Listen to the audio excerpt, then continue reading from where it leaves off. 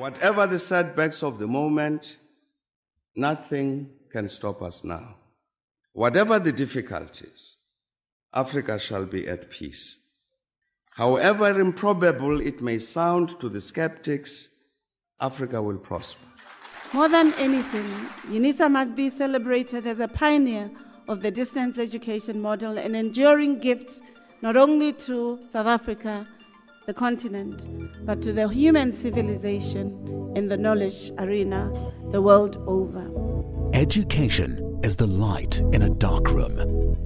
It's the spark of a dream, a passport to the future, and the seed of generational change. Through education, we reflect on yesterday and define tomorrow. Rooted in South Africa and the African continent, UNISA can truly claim to be the African university in the service of humanity. UNISA stands at the pinnacle of education through open distance e-learning, with a footprint of students in more than 100 countries worldwide.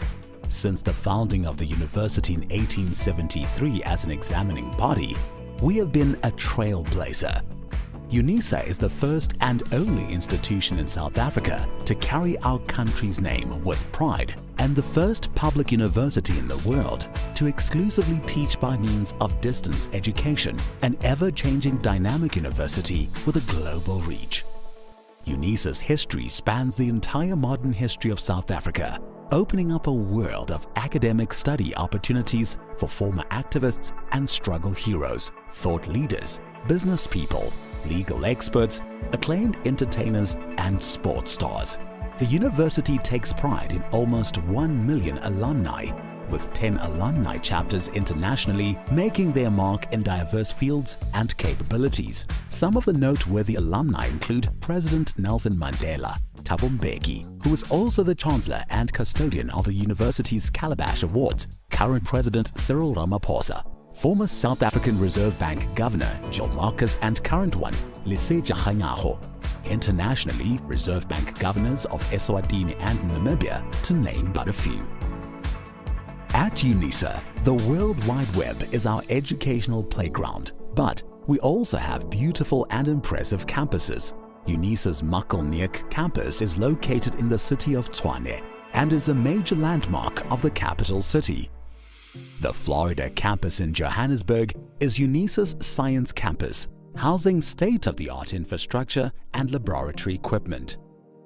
UNISA has 6 regional hubs including Ethiopia and multiple centers across the country.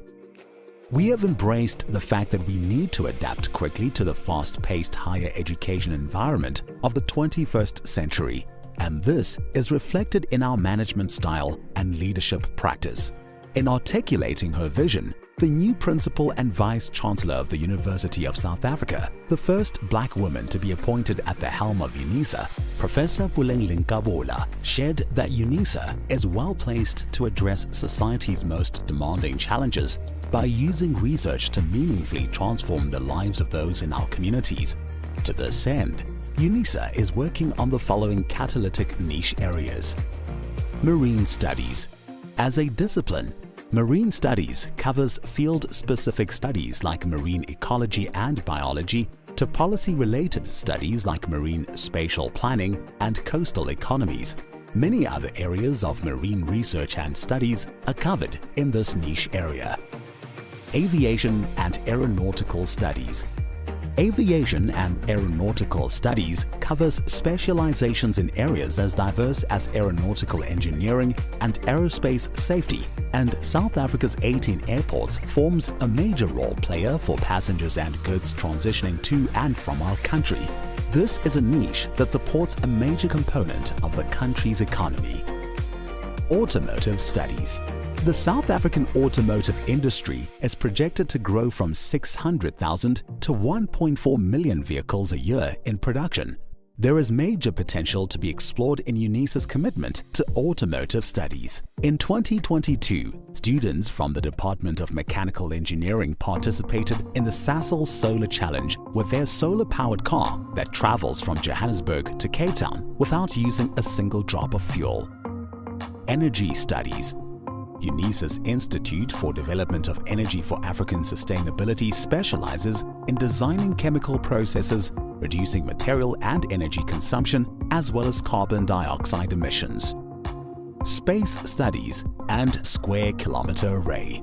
UNISA has been extensively involved in the $1 billion Square Kilometer Array project since 2012. The UNISA Observatory, situated on the main campus, is a modern, well-equipped facility housing a 14-inch telescope where the College of Science, Engineering and Technology offers undergraduate courses in astrophysics and astronomy with specialization up to PhD level.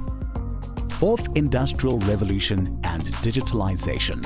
The Fourth Industrial Revolution can be described as the advent of cyber-physical systems, involving entirely new capabilities for people and machines. Examples include genome editing and new forms of machine intelligence. The College of Graduate Studies will support and promote studies into 4IR and digitalization, while the Graduate School of Business Leadership presents a short learning program on big data. Natural Sciences. The simplest definition of biotechnological studies is applied biology. Through the application of biological knowledge and techniques to develop products or services, the UNISA's College of Agriculture and Environmental Sciences is one of the main partners in the African Biogenome Project, a coordinated Pan-African effort piloting a project with a key objective of sequencing 100,000 endemic species. Health and/or Pharmaceutical Studies. The Department of Health Studies is prepared for the challenge of equipping their students with research skills and expertise in the field of health and pharmaceutical studies. The UNESCO UNISA Africa Chair in Nanoscience and Nanotechnology is leading the international research into the nano-delivery of medicinal drugs, including African herbal medicine. The College of Law offers an elective undergraduate model on medical law.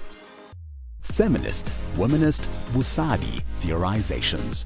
In the College of Human Sciences, the Institute for Gender Studies, the College of Education and the Graduate School of Business all contribute to the interdisciplinary research into eliminating gender-based violence, homophobia and transphobia, and discrimination against women in the workplace and the political arena.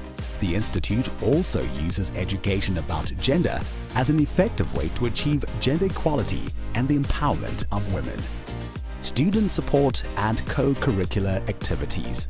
UNISA is uniquely placed to offer creative and radically innovative ways of enhancing student support. UNISA's College of Graduate Studies has developed a whole range of training programs to assist and encourage students. The Advocacy and Resource Center for Students with Disabilities promotes the principle of access for success, and the Student Development Division provides students with social support and leadership development services. These niche areas find expression in the rich tapestry of our disciplines included in the College of Accounting Sciences, Agriculture and Environmental Sciences, Economic and Management Sciences, Education, Graduate Studies, Human Sciences, Law, Science, Engineering and Technology, the Graduate School of Business Leadership, and the Thabo Mbeki School of Public and International Affairs. As a comprehensive open-distance e-learning institution, UNISA is recognized as a serious player in research globally. From publication and journal output to the number of master's and doctoral graduates, we are moving forwards and upwards. UNISA has made substantial progress in research and innovation, as evidenced by several external and credible scientific ranking systems, with the latest ones, the 2023 Webometrics and Shanghai rankings, placing us in the top 10 universities in the country.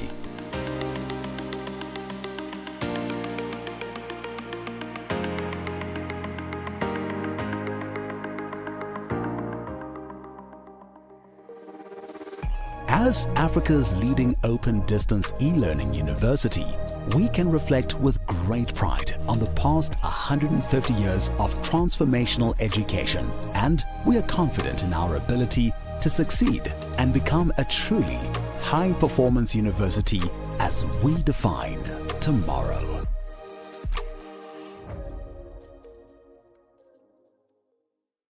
The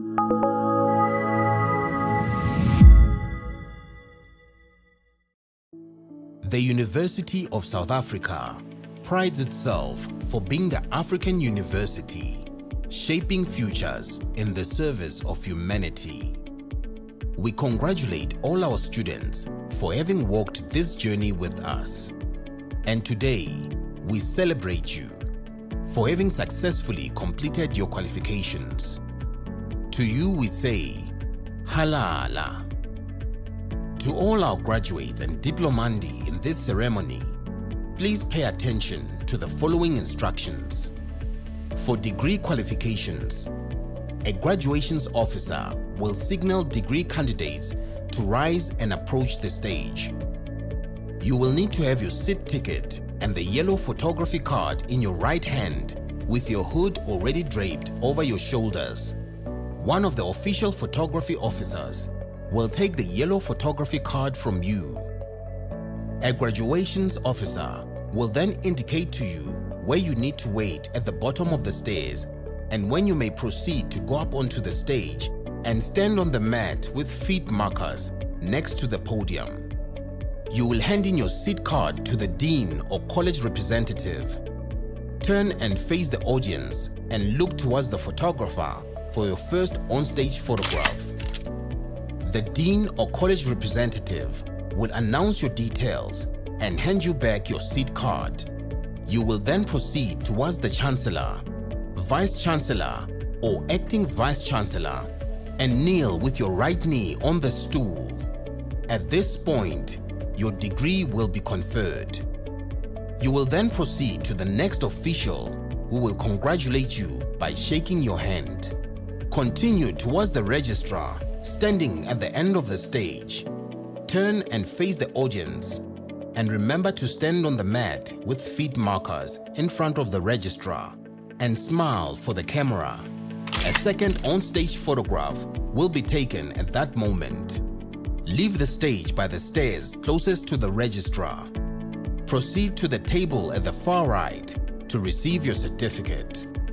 After receiving your certificate, proceed down the stairs to the foyer area where a head and shoulders photograph will be taken. You will then be directed to return to your seat. For postgraduate and undergraduate diploma candidates, you will also be wearing your hoods before entering the hall. You will be signaled by a graduations officer to rise and approach the stage. You need to have your seat ticket and the yellow photography card in your right hand. A graduations officer will then indicate to you where you need to wait at the bottom of the stairs and when you may proceed to go up to the stage and stand on the mat with feet markers next to the podium. You will hand your seat card to the dean or college representative. Turn and face the audience and look towards the photographer for your first on-stage photograph. The dean or college representative will announce your details and hand you back your seat card. Proceed towards the registrar standing at the end of the stage. Stop in front of the registrar and stand on the mat with feet markers. Turn and face the audience. Your second on-stage photograph will be taken at that moment. Leave the stage by the stairs closest to the registrar.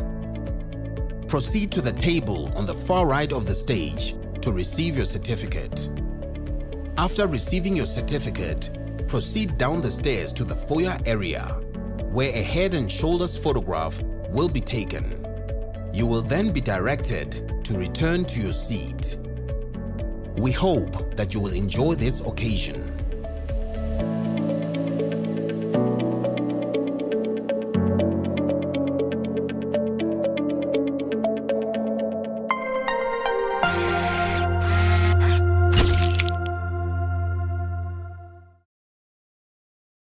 Whatever the setbacks of the moment, nothing can stop us now. Whatever the difficulties, Africa shall be at peace. However improbable it may sound to the skeptics, Africa will prosper. More than anything, UNISA must be celebrated as a pioneer of the distance education model, an enduring gift not only to South Africa, the continent, but to the human civilization in the knowledge arena the world over. Education is the light in a dark room. It's the spark of a dream, a passport to the future, and the seed of generational change. Through education, we reflect on yesterday and define tomorrow. Rooted in South Africa and the African continent, UNISA can truly claim to be the African university in the service of humanity. UNISA stands at the pinnacle of education through open distance e-learning, with a footprint of students in more than 100 countries worldwide. Since the founding of the university in 1873 as an examining body, we have been a trailblazer. UNISA is the first and only institution in South Africa to carry our country's name with pride, and the first public university in the world to exclusively teach by means of distance education, an ever-changing dynamic university with a global reach. UNISA's history spans the entire modern history of South Africa, opening up a world of academic study opportunities for former activists and struggle heroes, thought leaders, business people, legal experts, acclaimed entertainers, and sports stars. The university takes pride in almost 1 million alumni, with 10 alumni chapters internationally, making their mark in diverse fields and capabilities. Some of the noteworthy alumni include President Nelson Mandela, Thabo Mbeki, who is also the Chancellor and custodian of the university's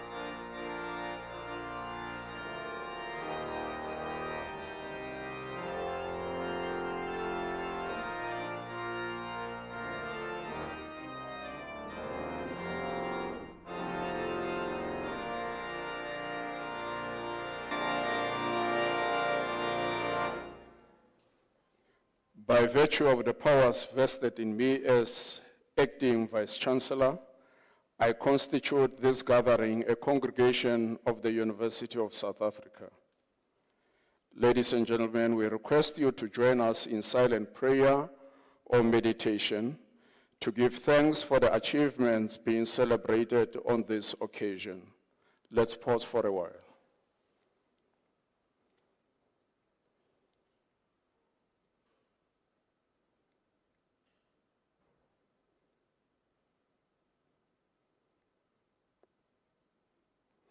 Thank you. You may be seated.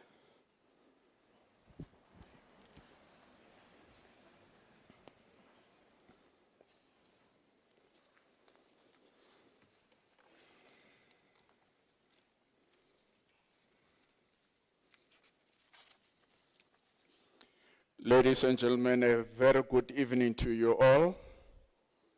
Good evening. My name is Ramahwai Mahano, and I'm currently serving on an interim basis as a Vice Principal, Institutional Development. And it is my pleasure to welcome you to this auspicious and grand occasion, the 48th UNISA Autumn Graduation Ceremony. We literally started the autumn graduations on the 10th of April. Now this is the 48th ceremony in the series of autumn graduations. And I'm welcoming you to this wonderful event on behalf of the Chancellor and former State President of our country, His Excellency Dr. Thabo Mbeki, the Principal and Vice Chancellor of our university, Professor Puleng Lenkabula, and the Council of the University of South Africa, led by Dr. Dan Musia. It is indeed with the greatest of pleasures for us as a university to receive and welcome you this evening. But at the same time, it is my singular honor to receive and welcome the daughter of Professor Mishere Githai Mugo, the recipient of the Doctor of Philosophy Honoris Causa degree, and the degree will be offered posthumously. We are delighted to have this family in our midst, and also to celebrate the illustrious career that Professor Mishere Githai Mugo led during her life. Of course, we welcome other members of the family and friends who are accompanying the daughter of Professor Mishere Githai Mugo, in particular, Ms. Mumbi Mugo, the daughter, and also Professor James Ogude from the University of Pretoria, who is actually the progeny of Professor Mishere Githai Mugo. In essence, Professor Mishere Mugo trained Professor James Ogude, who's an A-rated scientist. That is a phenomenal accomplishment worth being celebrated. Ladies and gentlemen, graduation is an important and defining event in the life of a graduate. It is typically an event saturated with excitement and a deep sense of accomplishment, particularly on the part of those who are graduating. But then it also signals the onset of a new era in their lives, an era largely characterized by a renewed hope for a better future. At the same time, it actually signals the assumption of new responsibilities for knowledge acquisition is always accompanied by added responsibilities to those who would be having it. But for the graduates to have reached this end, there are significant people who in many ways have made meaningful contributions in their lives. These are people who would have sacrificed their livelihoods, time, and other resources to support and encourage men and women who are graduating this evening. It is therefore proper and quite fittingly so that we accord these people who served as accompaniments or accompaniers for our graduates as they were traversing this long journey in the course of their study. To you, the parents, the spouses, the relatives, friends who supported our graduates, we say many, many thanks, for your service was rendered in private places which we may not know about, but nonetheless you did a phenomenal work, because tertiary education, particularly when delivered through a distance modality, is not an easy feat. But it is your support that ensured that our students persisted with the challenges of the time up until this end. It is wonderful to look at the graduates clad in the different colors that depict the colleges that they studied in. This is a wonderful sight, and I want to believe that seated amongst the audience are the parents. Some of them, I can imagine that tears are welling up in their eyes, but these are tears of joy and not tears of pain. Tears of celebrating the accomplishments of their sons, their daughters, etc. And we want to say to them, your investment over the years is now paying dividends, and you behold this wonderful splendor that we pay witness to this evening. When you started your education, I want to think that many people did not notice the ability endowed in you. You may not have been regarded for anything in certain instances. But I want just in a way to encourage you, to refer you to the life cycle of a butterfly. Have you noticed what happens with a butterfly? Most of us even do not know how the egg of a butterfly look like. You may not have seen it, but there is that stage in the life cycle of a butterfly. And it is a necessary stage. Like in your case, in your earlier years, many people might not have noticed the ability laden in you. They might have disregarded you in many respects. But then you continued to develop yourself or to be developed through the system of education. Have you noticed also that when the larval stage hatches, what emerges from the egg is the larval stage. When the egg hatches, rather, the larva, which is the caterpillar, is not attractive. Similarly, in your case, there are stages where people did not even pay attention to you when you were making an opinion or trying to contribute something in a discussion. The caterpillar bears a grotesque morphology. It is not attractive, but it is ugly. But the caterpillar also undergoes metamorphosis. emerging from the caterpillar is the pupa. Now, the pupal stage is quiescent. You may even think that this thing is dead, this creature is dead, there is no life. But lo and behold, something wonderful at that time is unfolding in that pupal stage. Perhaps as you were waking up, going to the library, etc., many people might not have paid attention to you. But lo and behold, something wonderful was manifesting in your life because you had an insatiable appetite to imbibe education.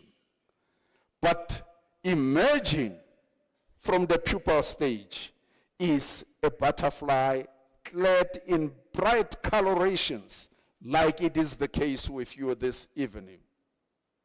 And I actually look at you as or your development as being akin to the development of a butterfly. Ladies and gentlemen, this evening 301 diploma and degrees certificates will be issued. And to assist me to officiate in this ceremony, we have officials of the university and members of the academic component of the university. To start off with, let me acknowledge the presence of Dr. Molapo, who is the Acting Vice Principal, Strategy, Risk, and Advisory Services. From the Office of the Registrar, we have Professor Moloko Sepota, who is the Acting Registrar.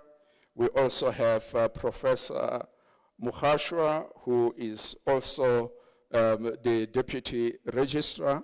And we have Dr. Lukubu, who is also Deputy Registrar Governance.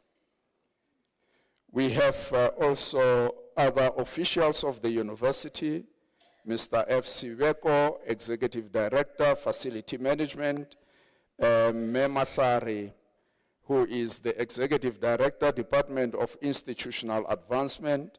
We have Professor Vuyo Pich, who is the head of the Legal Services. We have Dr. Mukuzangwe, who is the Director of DSAR.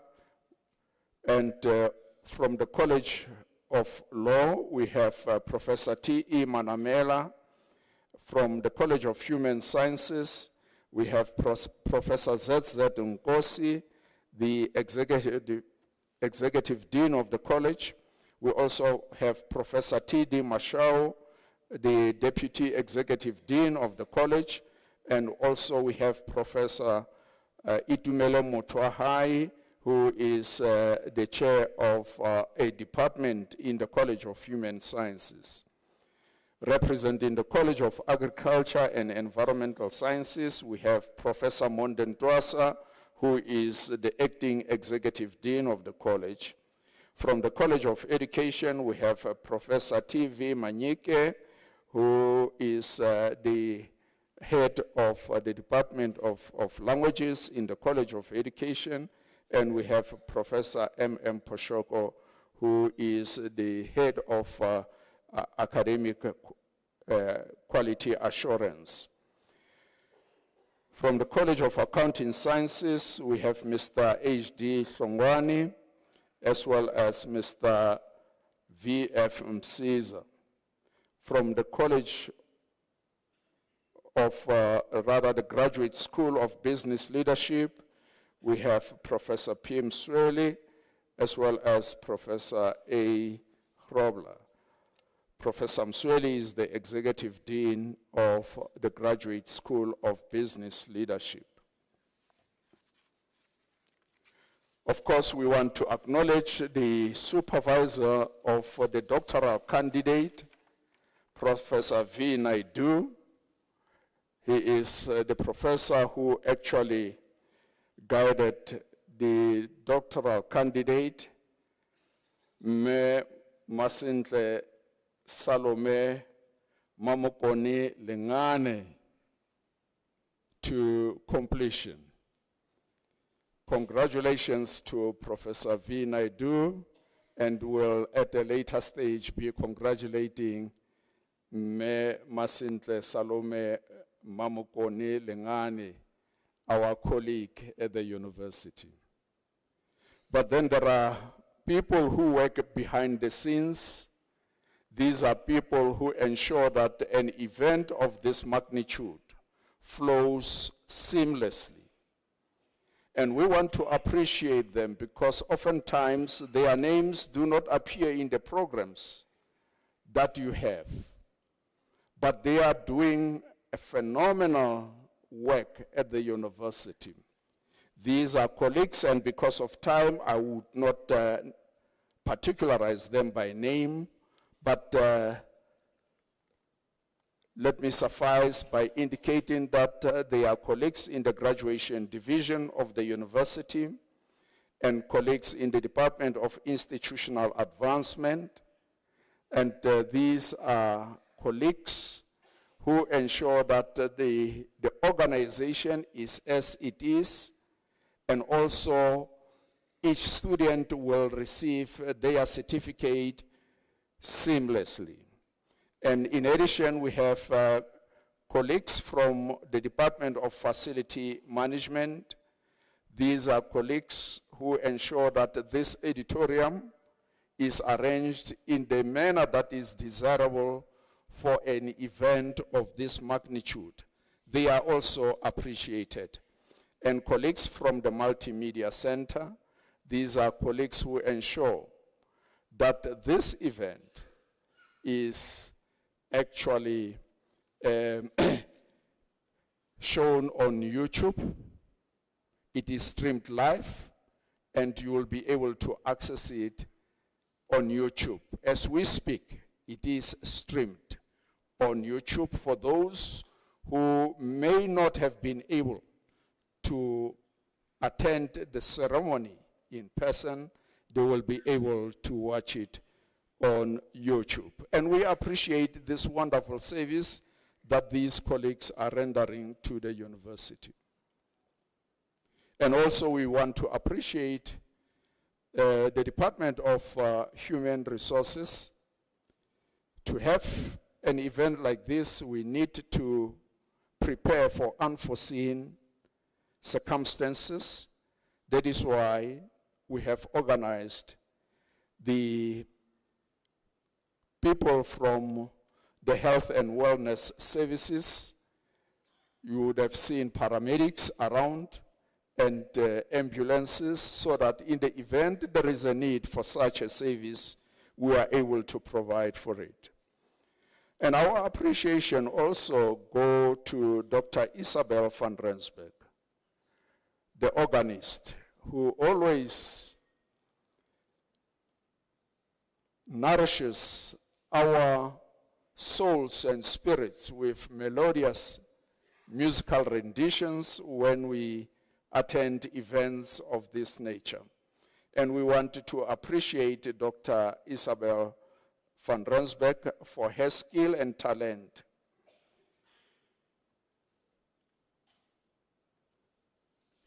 Ladies and gentlemen, as I conclude on my welcome address,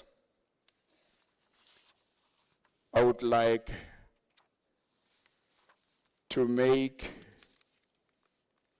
a few announcements.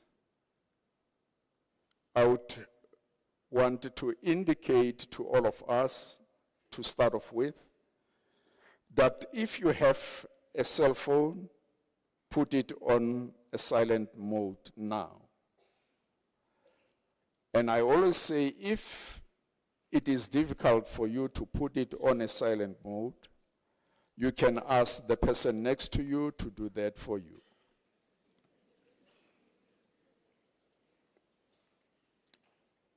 The second announcement is that graduation is a celebration. We are here to celebrate.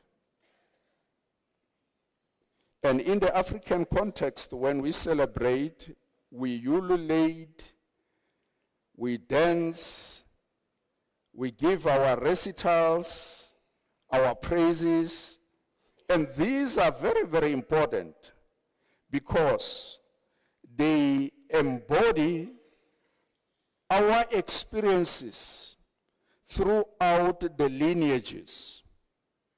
Now, we want to encourage you that if you want to dance, dance. If you want to give your recital or to sound your praise, do so. If you want to ululate, and here we are asking for genuine African ululation, not just screams that are uncoordinated. Please do so.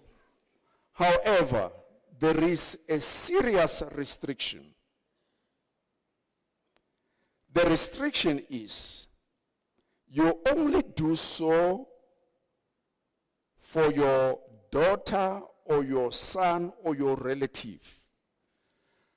Make sure that your recital, your praise, does not overcrowd or obliterate the praise of another candidate. In other words, we are saying to you, you must be brief. Don't be excessive. Do not do that. Sound your praise, we welcome that. But be brief because each candidate deserves to have their praise, or rather their name, being pronounced without interruption. We are not only here for your daughter. There are 301 candidates for your son. So be brief and make sure that you don't interrupt the announcement of other candidates' names. Ladies and gentlemen, let me invite you to sit back and relax and enjoy the proceedings. Welcome.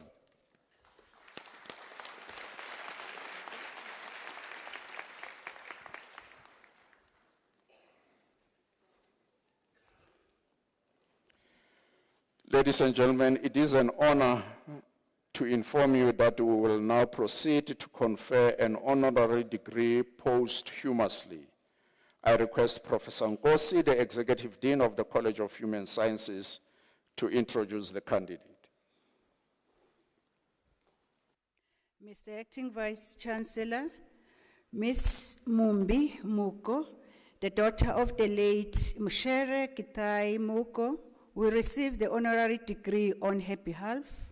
I now request Ms. Muko to rise.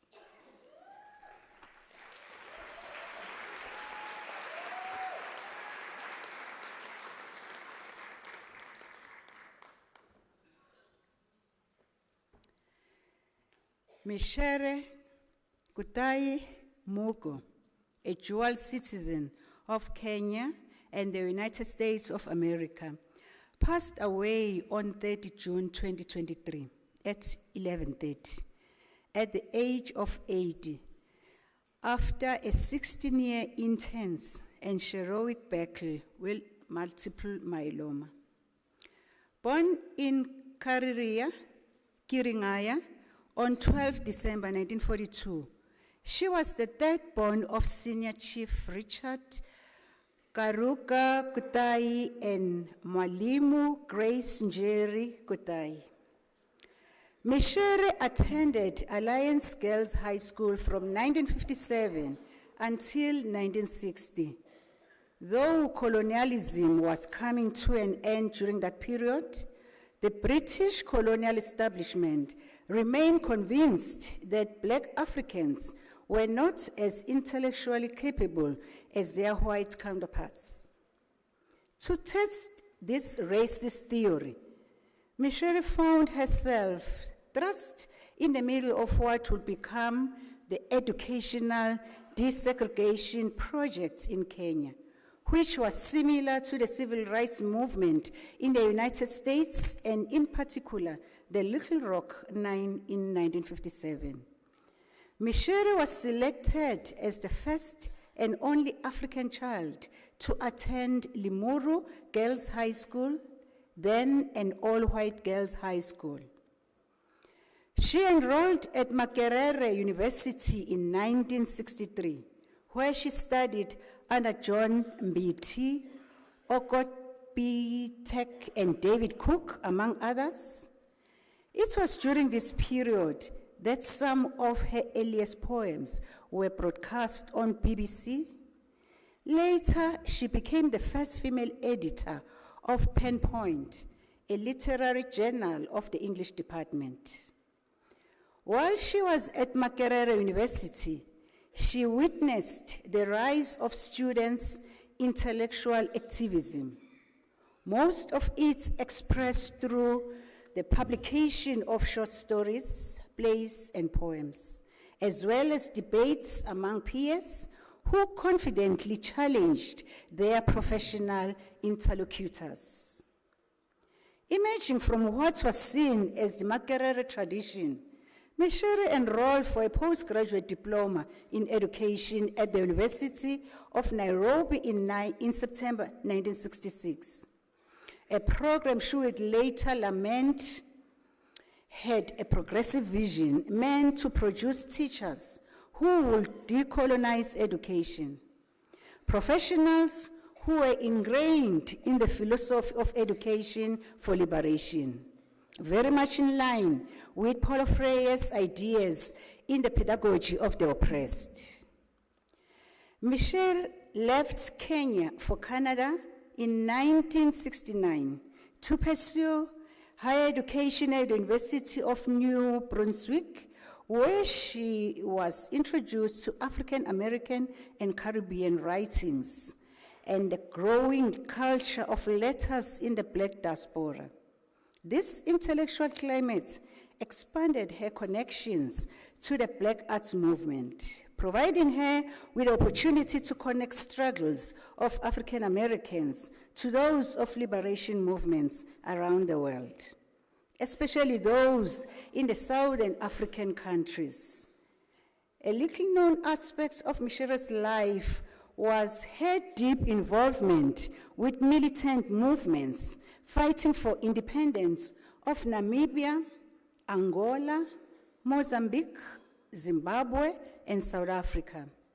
She was also active in the Free Angela Davis and Assata Shakur campaigns, which had spread to several cities in the world by the early to late 1970s.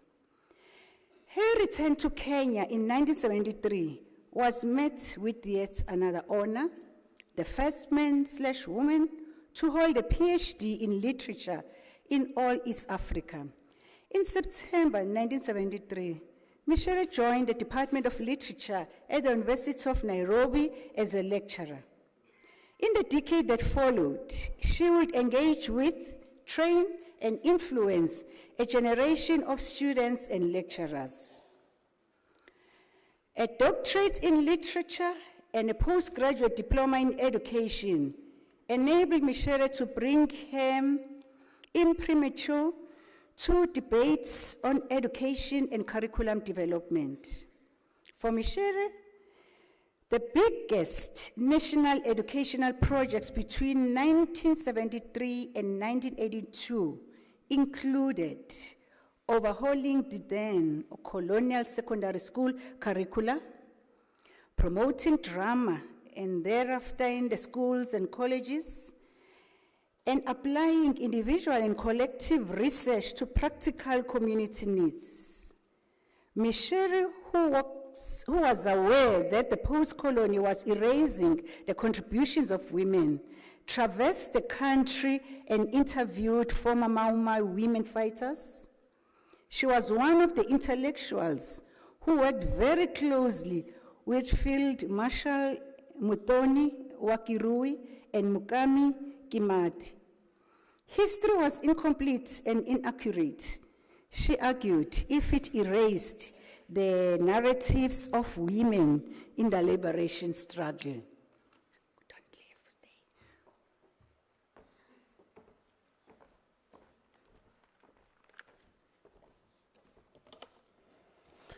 In 1978, Michere was elected as the first female dean of the Faculty of Arts and Social Sciences at the University of Nairobi. That same year, President Jomo Kenyatta died and was succeeded by his Vice President, Daniel Arap Moi.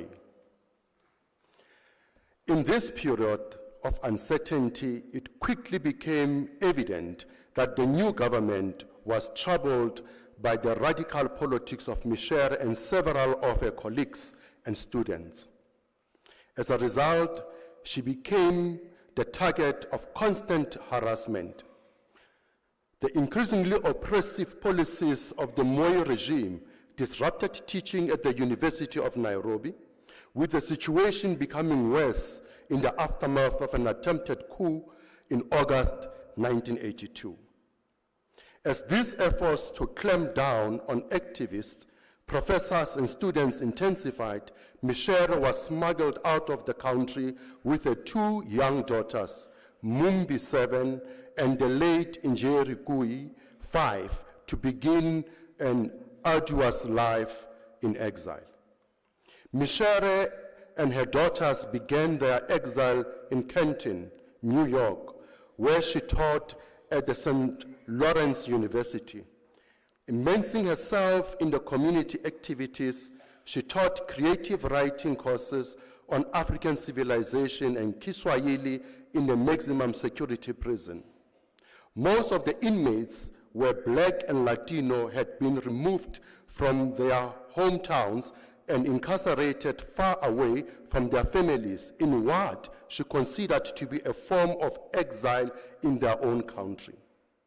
Michere also spent hundreds of hours jetting back and forth from one end of the United States to the other, undertaking speaking engagements in an effort to create awareness about the situation in Kenya.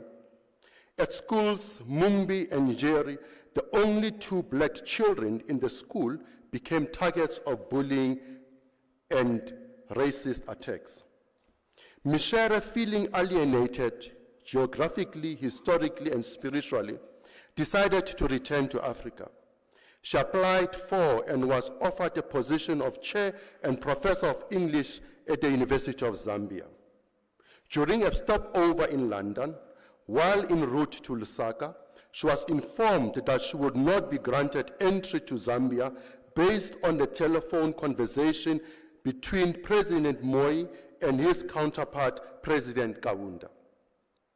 Now stranded in London with her two young children, Michere was extremely lucky to bump into the Zimbabwean First Lady, the late Sally Mugabe, whom she knew through her long association with Southern African liberation movements.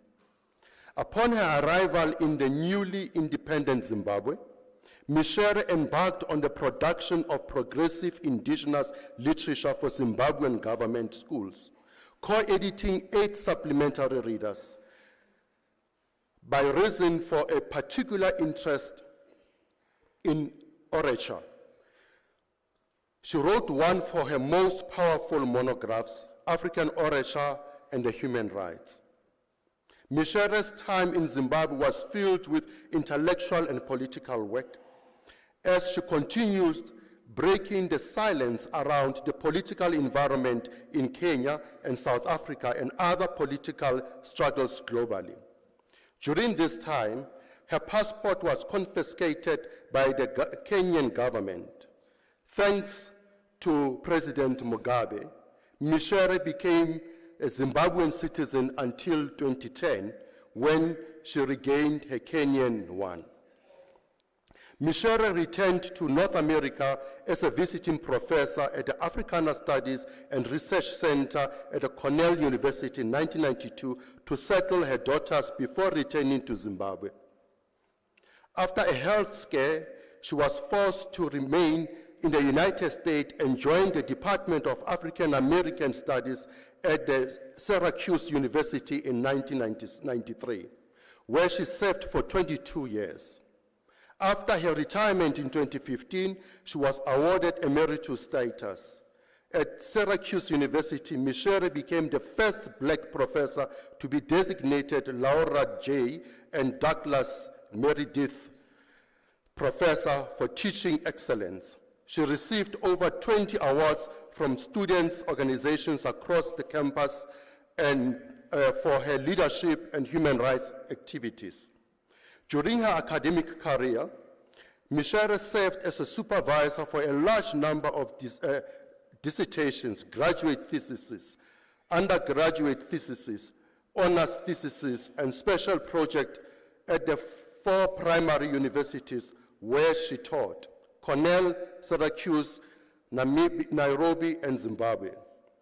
She also frequently worked as an evaluator for many academic programs located all over the world and for countless cases involving promotions from associate professor to full professor. She was responsible for over 200 publications in the form of books, journal articles, and interviews. She was a member of at least 60 professional organizations, and she served on at least 150 international executive boards, directorships, and councils, many of which she chaired or presided over. Michere received numerous honors, including a forthcoming documentary of her life and work, Making the Life Sing in the Pursuit of Utu, by Professor D.W. Wachanga, in which is set to be University of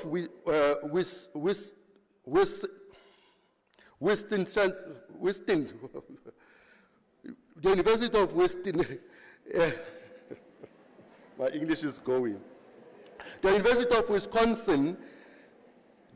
Wisconsin, the African Rights, Royal African Society, London Lifestyle Achievements Award in African Literature in 2021, an Honorary Doctorate of Letters, University of Nairobi 2020, the Flora Nwapa Award for Excellence in Writing and Distinguished Mwalimu Julius Nyerere Award from the University of Dar. Michere was named the Elder of the Burning Spear at the Kenya's 50th Jubilee in December 2013, and the East African Standard listed her among the top 100. They influenced Kenya most during the 20th century in November 2002. Professor Michere was selected to serve in at least 350 distinguished roles in international bodies and organizations, including board directorships, program directorships, academic and literary advisor board, UN advisory boards, and numerous consultations in recognition of her professional experience and skills. In conclusion, Michere Githai Mugo was an African, a Pan-African, a transnationalist, a citizen of the world, a non-communalist, a mother, a grandmother, and a non-biological mother to countless sons and daughters in communities where she lives and did not live alike. Her tireless and uncontainable dedication to growth and liberation, her inexhaustible maternal righteousness will be missed by anyone who met her. Everyone who knew her and each community she touched or built. May our Chuja heroine travel on in dignity and peace to join her ancestors, the spirit world and her maker. Ashe, life force. Afra, health and healing. Moyo, life. Amen. Let it be. At its sitting of 29 June 2023, The UNISA Council favorably considered these illustrious interventions and unanimously agreed to confer the distinct honor of the PhD honoris causa Language, Linguistics and Literature on Professor Michere Githai Mugo. This honor entrenches the mission, vision, and values of UNISA. Michere Githai Mugo is worthy of UNISA's cause, considering the impact of a matriarchal strength and determination on the advancement of Africans on the continent and the African diaspora. We thus express our strong support for the posthumous conferral of the degree of Doctor of Philosophy, Language, Linguistics and Literature, honoris causa, on the late Michere Githai Mugo. Professor Mugo was a fearless and exceptional leader who contributed to the emancipation of African people. Her pursuit for access to quality education makes her an ideal candidate for this honorary degree.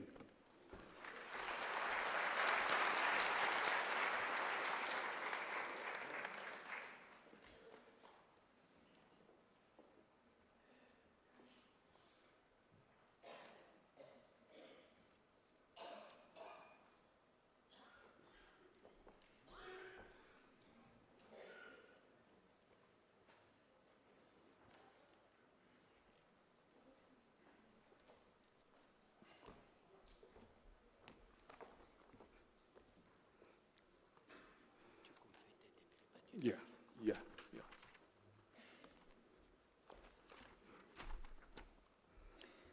Madam Vice Chancellor, I now have the honor for you to request to confer on Michere Githai Mugo the degree of Doctor of Philosophy, honoris causa posthumously.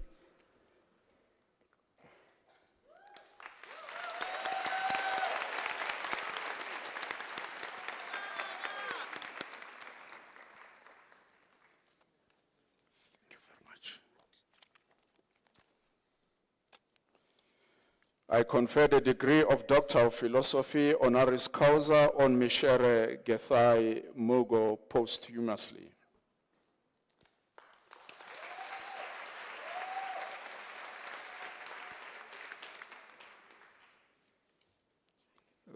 No, just for photos.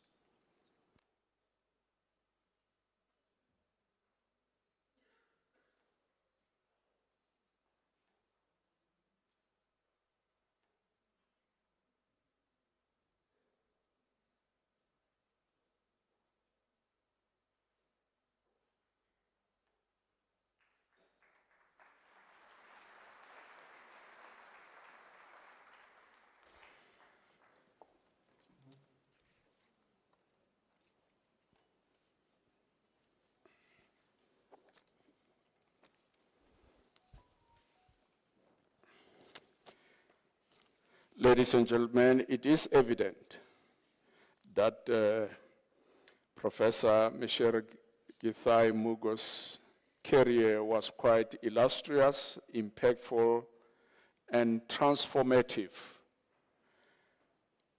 And it is for this reason that as a university, we recognize the phenomenal work that she achieved in her life. And therefore, we want to indicate our unwavering excitement in associating ourselves with this wonderful life that was exhibited through the person of Professor Michere Githai Mugo. And we want to thank her daughter for accepting the honor on behalf of her mother. And would want to request you, now that you have received the honor, on behalf of your mother to give us your acceptance message.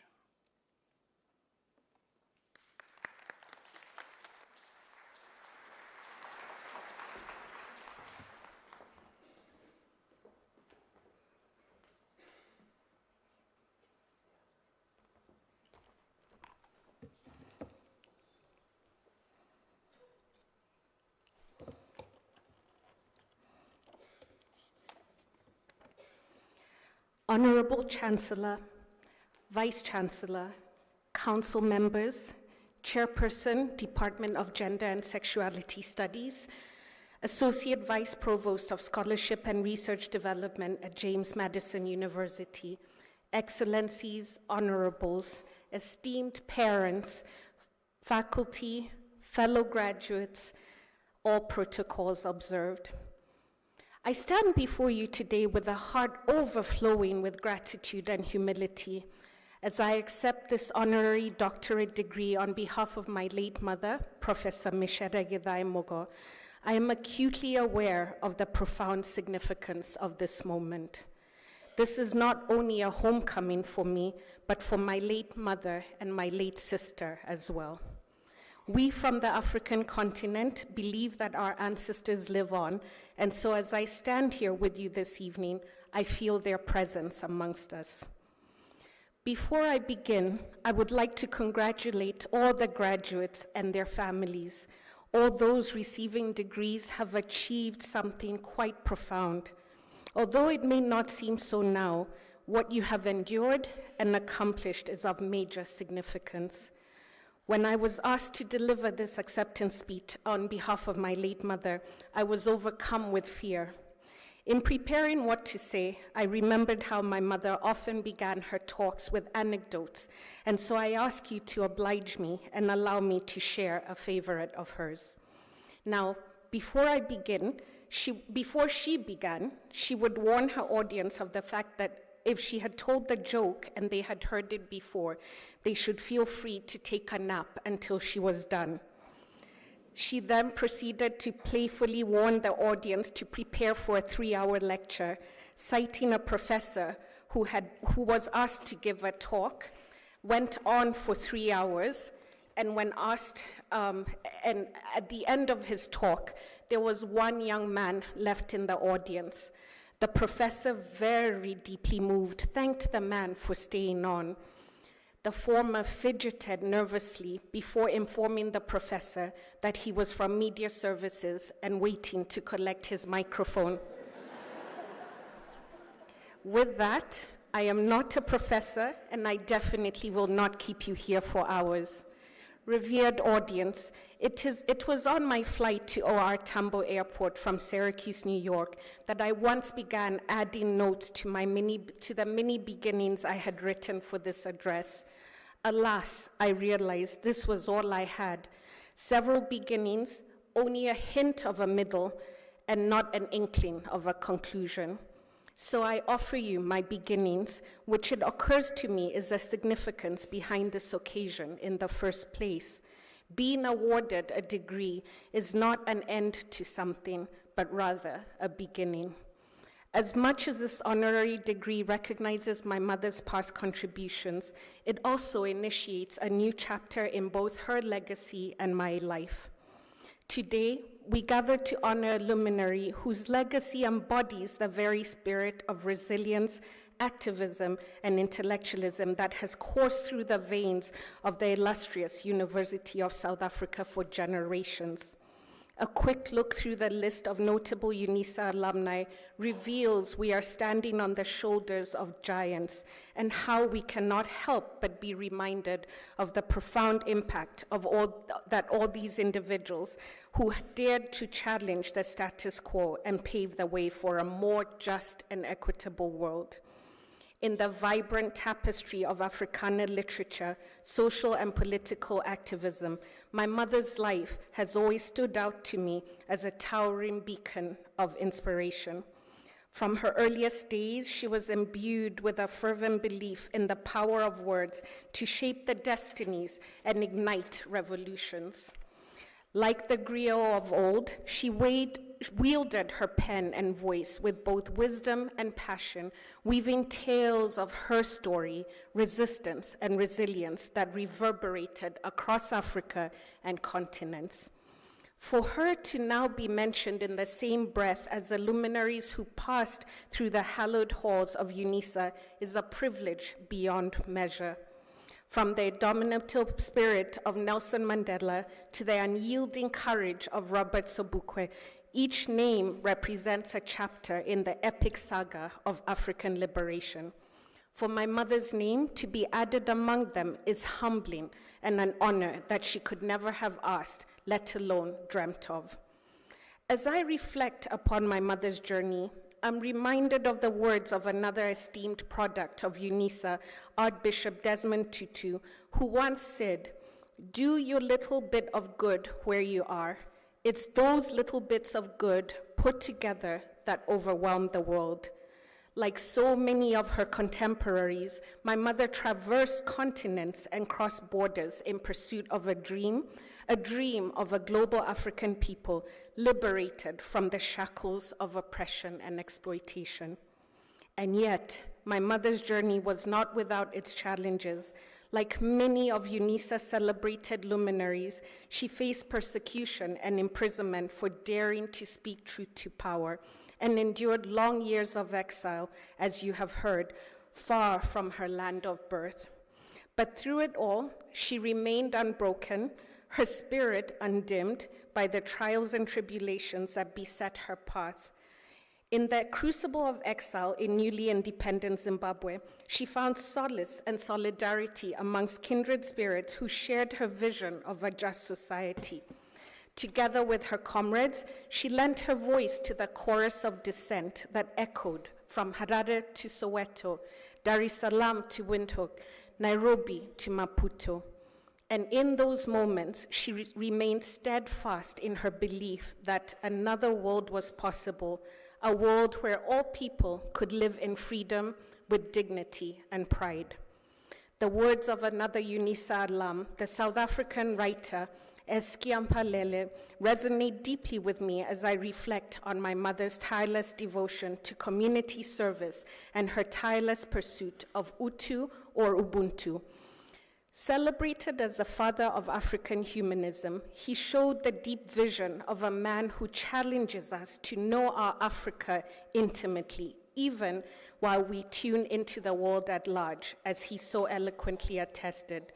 In a 1975 speech, he went on to say, "It's no use talking in the abstract about an African worldview based on traditional values if at the same time we are content to live in a physical and human landscape created or determined by a European worldview."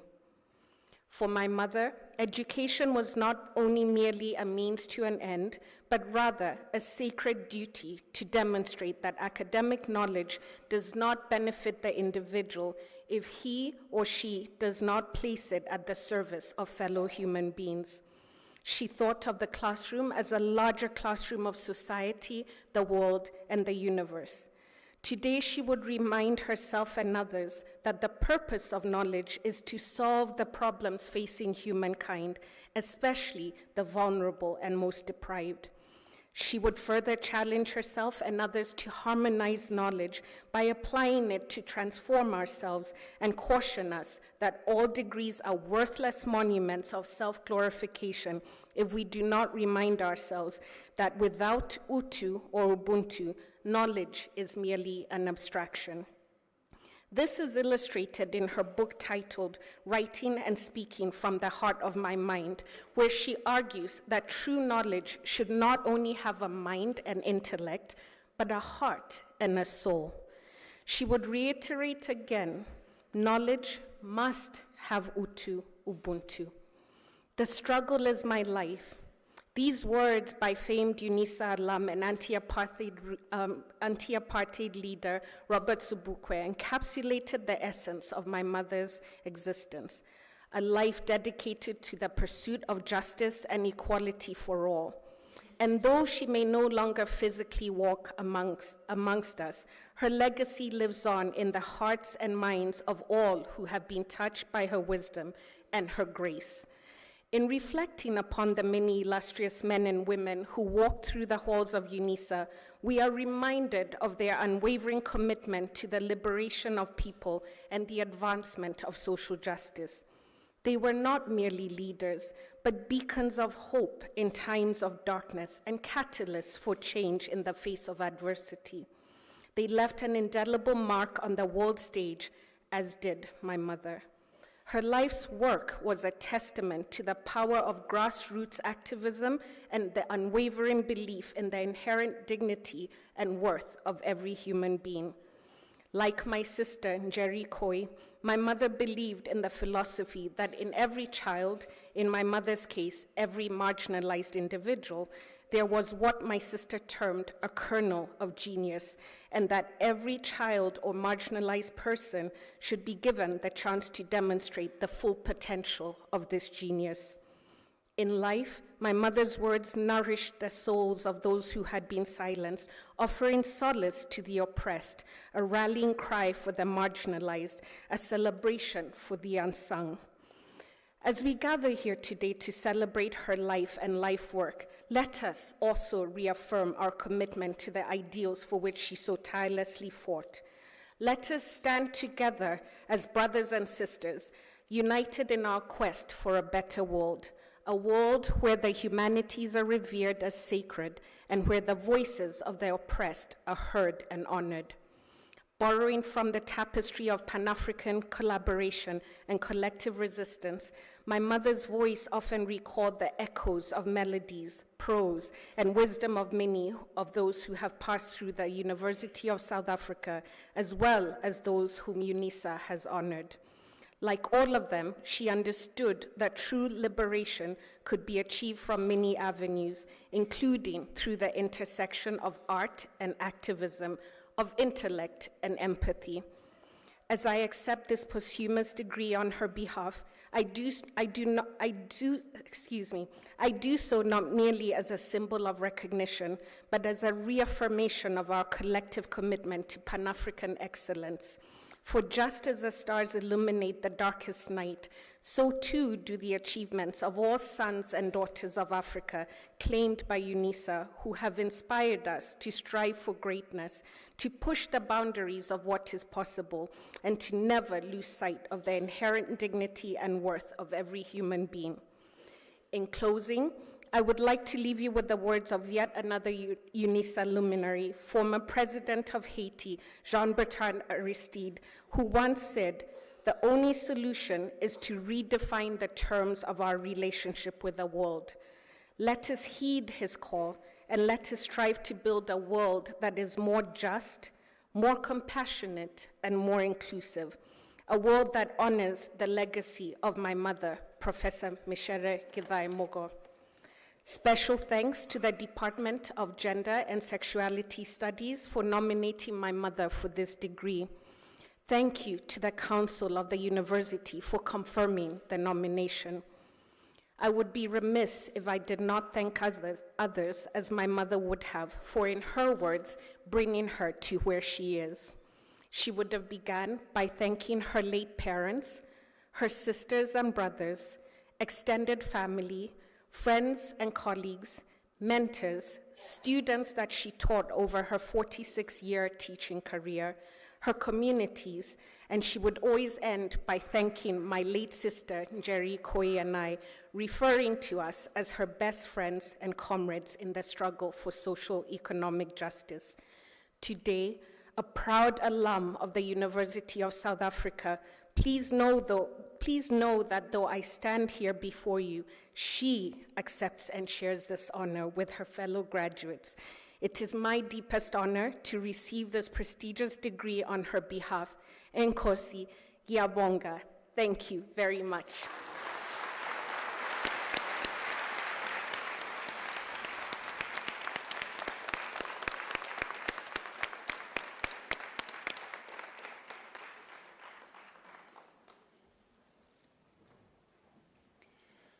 Many thanks, Ms. Mumbi. Mugo for a fitting and an insightful tribute that you made in honor of your mother. And it is actually a message that will reverberate the corridors of this august university. Congratulations to you.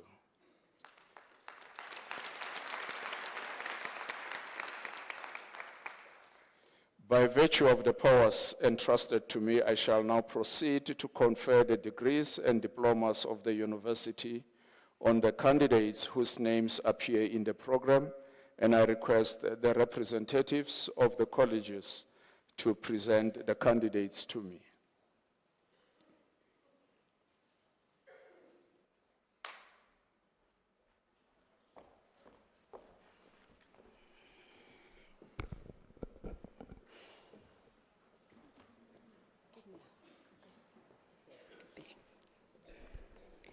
Mr. Acting Vice Chancellor, I have the honor to introduce to you Masintle Salome Mamukoni Lengane for the degree of Doctor of Business Leadership. I request her supervisor, Professor V. Naidu, to read the citation in support of the conferment of the degree.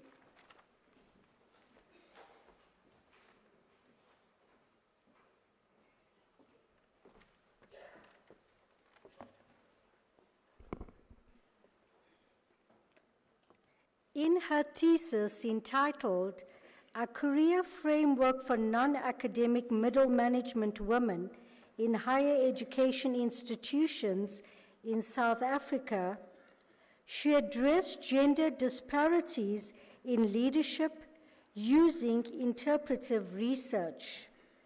The study explored experiences of middle-level women managers through interviews and grounded theory analysis. It revealed career progression barriers rooted in personal, organizational, and societal factors. Recommendations advocated for work-life balance normalization, mentorship programs, and cultural transformation in institutions. The study urged for policy changes to ensure equitable gender representation in leadership, aiming to foster women's advancement to senior roles in higher education institutions. Mr. Acting Vice Chancellor, I have the honor to request you to confer on Masintle Salome Mamukoni Lengane the degree of Doctor of Business Leadership.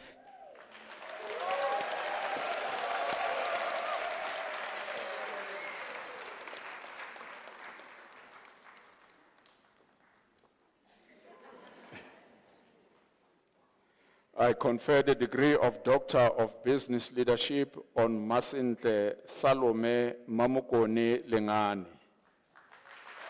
Congratulations. Well done. Well done.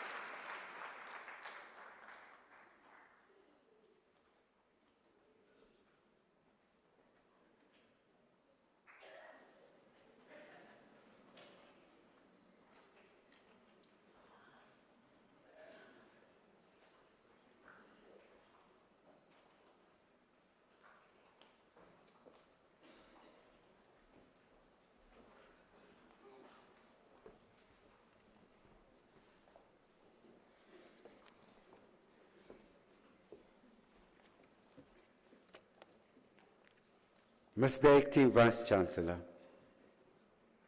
the following candidates receive Master of Education. Arriva Khotso Nkwana.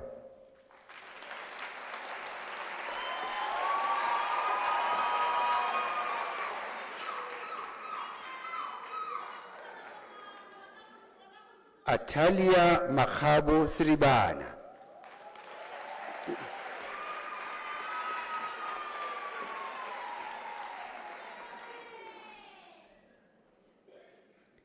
Evelyn Mpho Tapedi.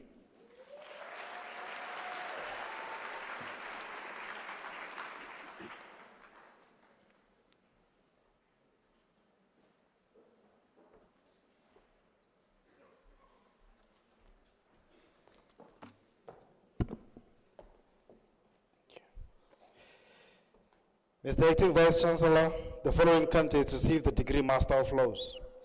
Lerato Ashla Kungwane.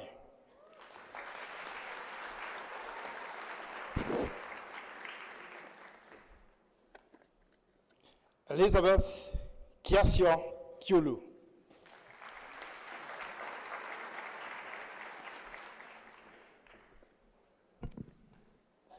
Daphne Makombe.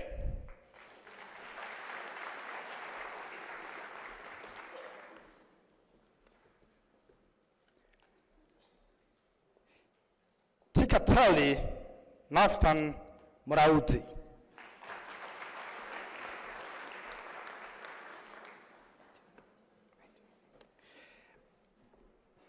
Mr. Acting Vice Chancellor, Tabang Joy Bokhopa receives the degree Master of Arts.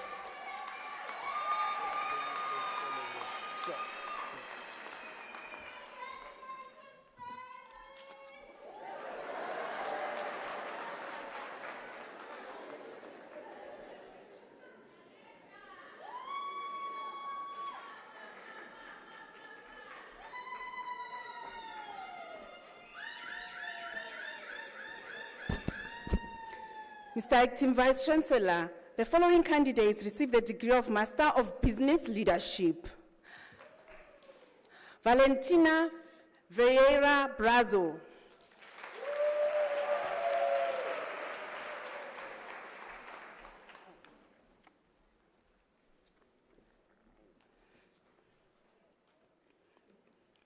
Alison Ziki.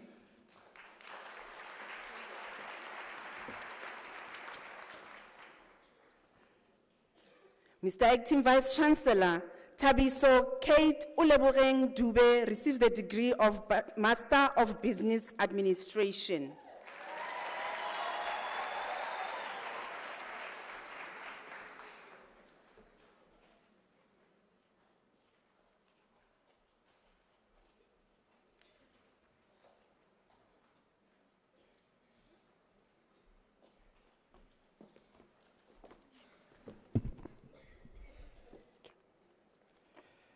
Mr. Acting Vice Chancellor, the following candidates received the degree Bachelor of Arts Honours in the College of Law. Lisekho Buitumelo Princess Chwabi.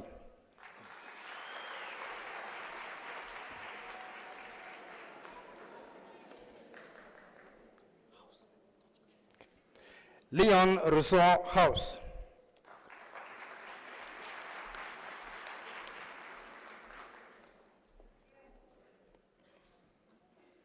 Mariah Messi Khabedi.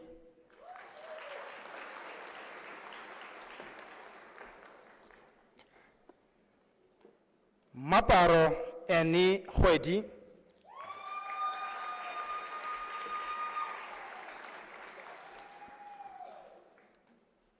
Mantwe Ellen Komane.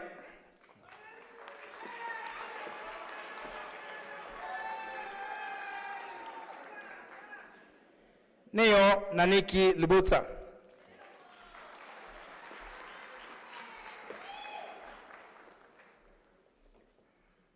Queen Sheila Litoli.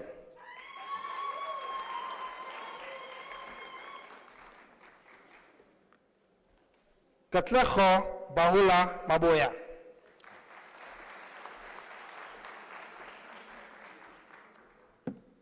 Samkelisiwe Tricia Matula.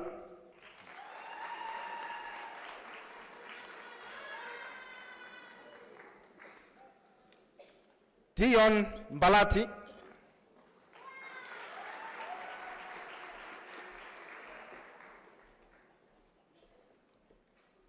Salushini Mudl.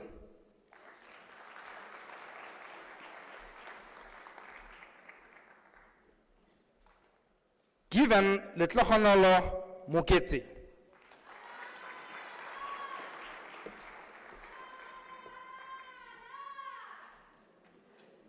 Makasonke siyabonga Mtshali Linqa.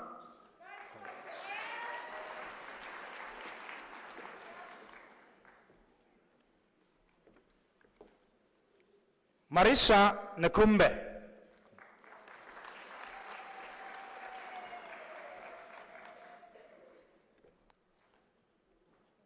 Nandipa Ntabiseng Silela.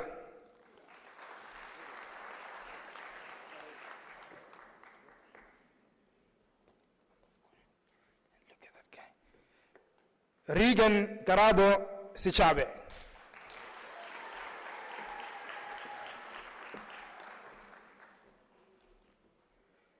Christina Dineo Setsiba.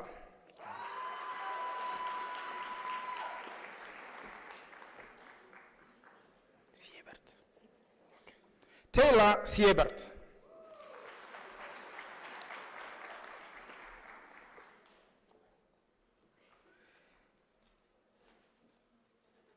Livalani Shisimba.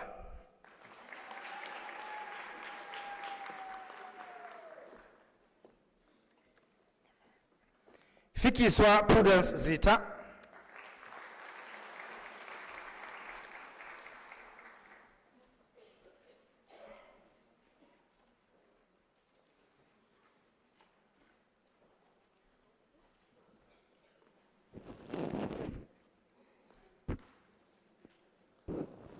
Mr. Acting Vice Chancellor, Tapelo Jacob Mtimkulu received the degree of Bachelor of Education Honours.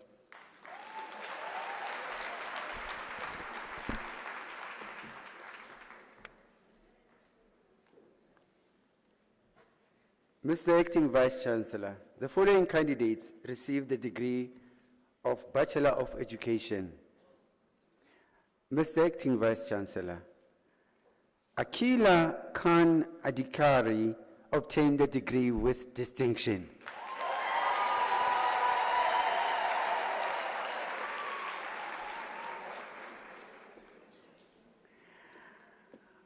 Mr. Acting Vice Chancellor, Lucinda Arendts receives the degree with distinction.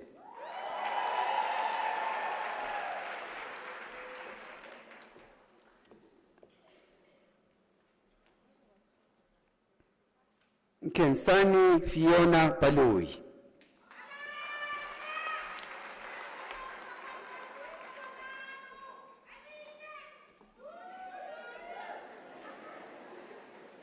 Jean-Henri Beitendach.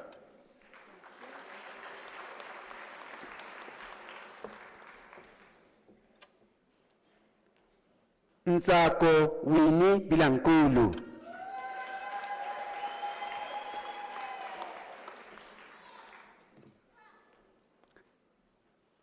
Caitlin Wendelin Kemp.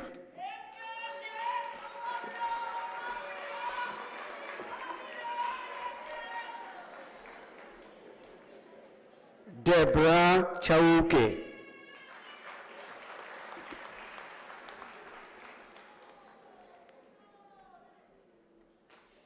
Risizi Pesi Chauke.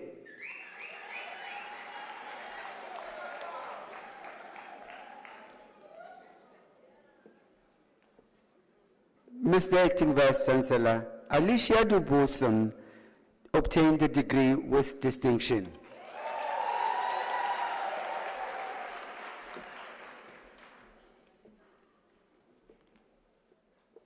Nkele Empukile.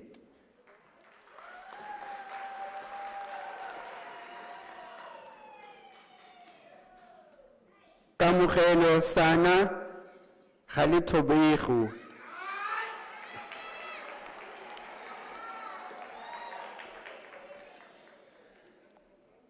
Amukelani Gawa.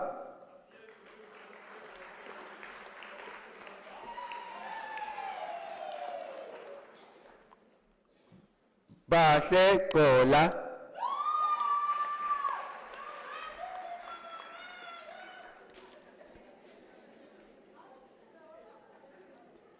Mr. Acting Vice Chancellor, Nafia Hafaji obtained a degree with distinction.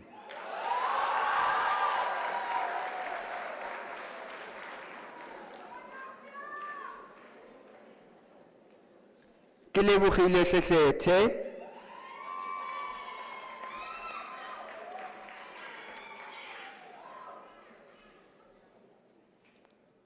Vele PLC Hlela.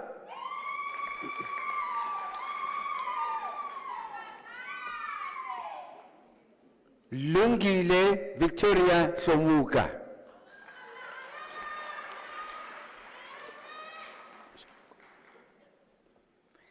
Diani Lorraine Hlungwani.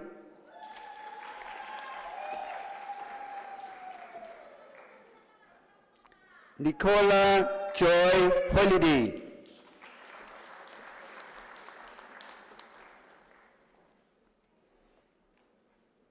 Mr. Acting Vice Chancellor, Monica Leslie John obtained the degree with distinction.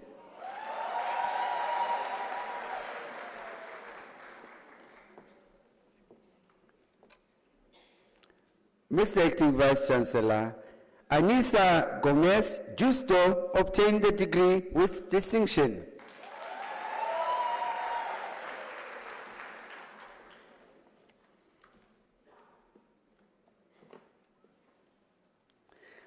Khomolemo Munyadiwa Millicent Kaswane.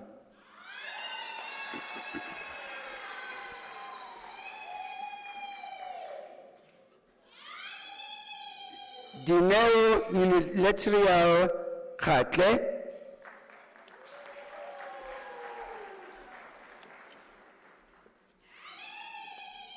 Ponso Activia Kunu.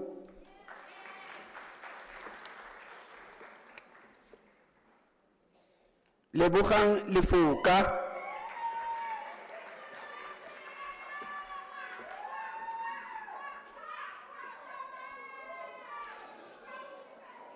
Mr. Acting Vice Chancellor, Caitlin Leibrand obtained the degree with distinction.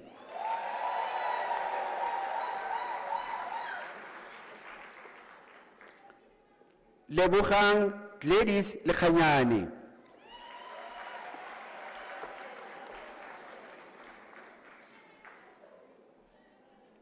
Mampashe Melda Lisufi.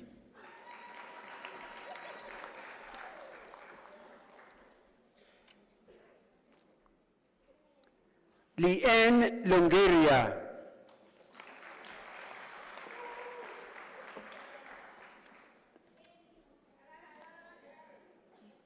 Lebo Precious Make.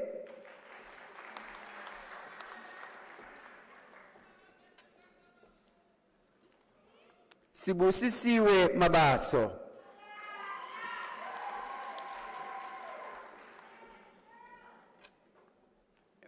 Betty Mabua.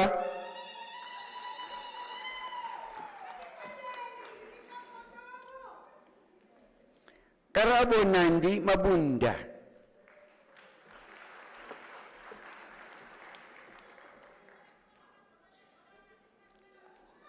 Ntombenhle Lebogang Precious Madi.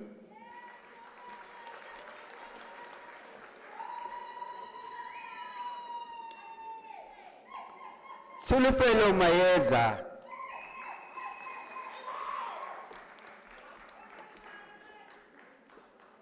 Litlogonolo Olga Mahabucha.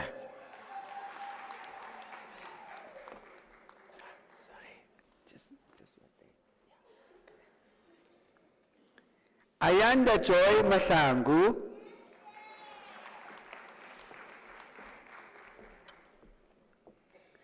Betty Nontlantla Mahlangu.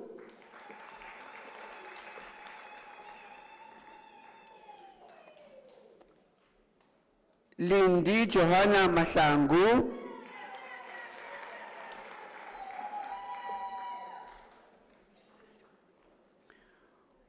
Khumutso Mahubani Mahlatse.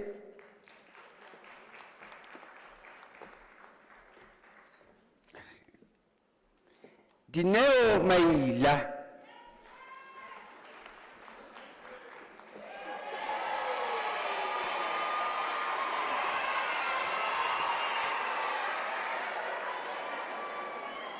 Ruth Matsela Maila.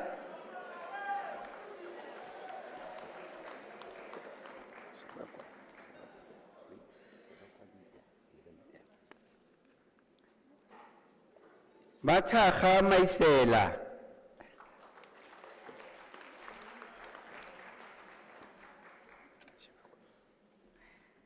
Nonkululeko nokwethemba Majola.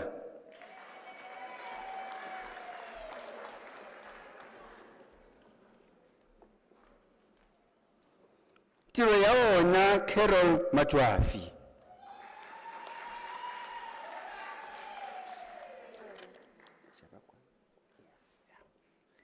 Alda Nomsama Kama.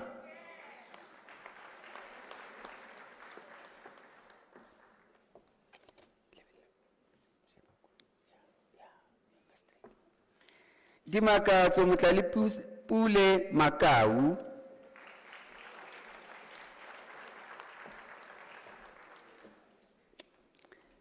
Lerato Caroline Makhatle.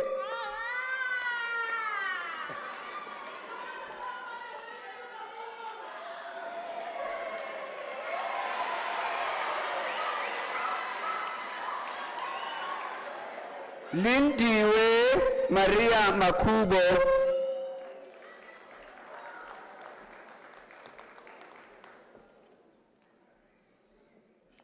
Lijakhodu Metina Makobe.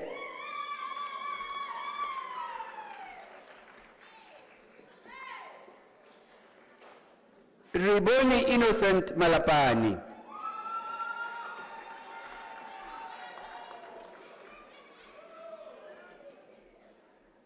Mamutsokai Diana Malibye.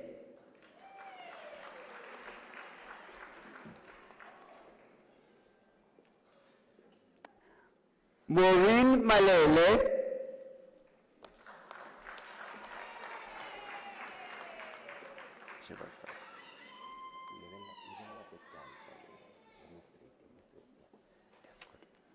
Butumelo Teshia Malepe.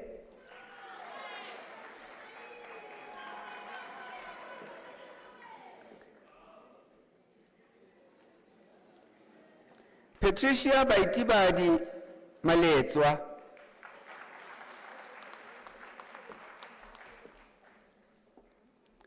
Nontebeko Quintin Maliana.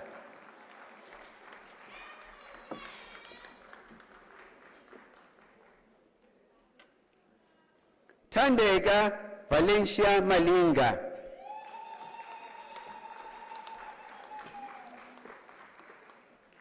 Mkateko Mkoleni Maluleke.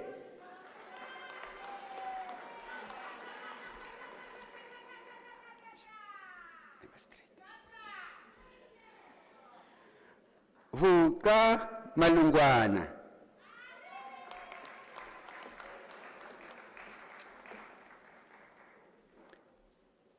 Bombeleni Lucia Manganyi.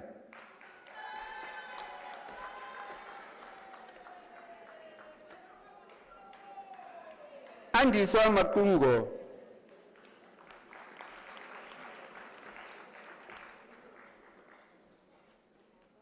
Peliswa Millicent Masego.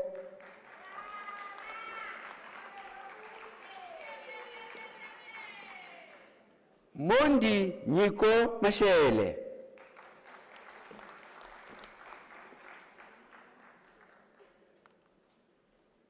Adelaide Zintle Mashilewani.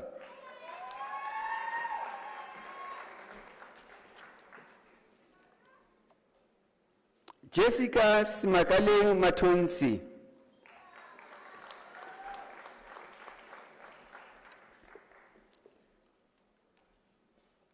Rosina Rapashe Matlula.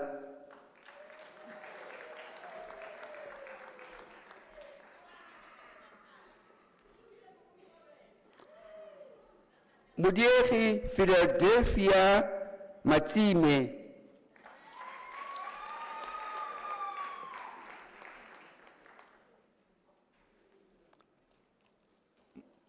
Madonna Tyler Matthews.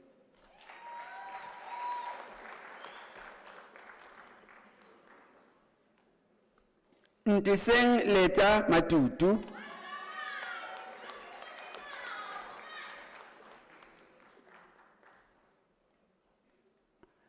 Nontsikelelo Sithembile Mbatha.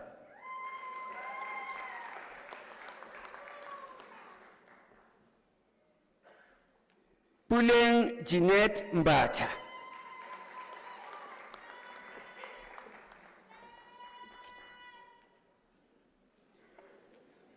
Mr. Acting Vice Chancellor, Nadine Meshia Mackenzie obtained the degree with distinction.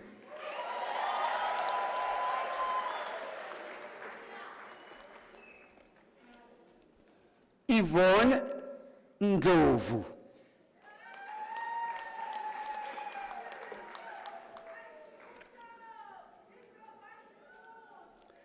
Patience Bavuyile Memela.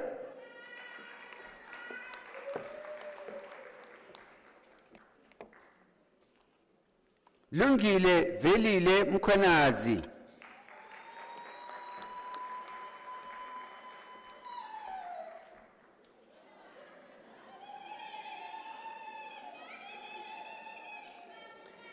Zuziwe Charlotte Nomahlungwane Mlahlwa.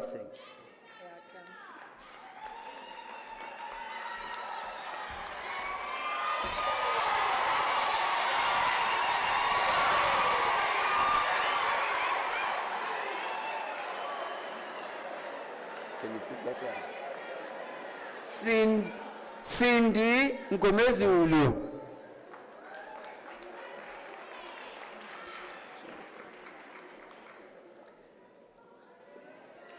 Linhle Pearl Mngajane.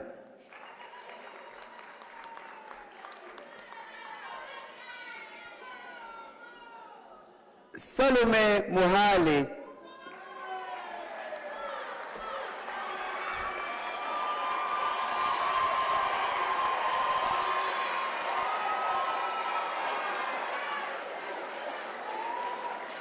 Virginia Mpo Mkhaje.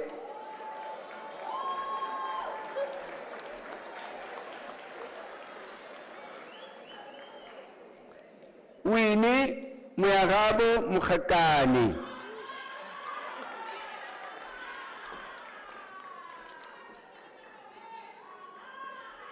Pearl Mukobani.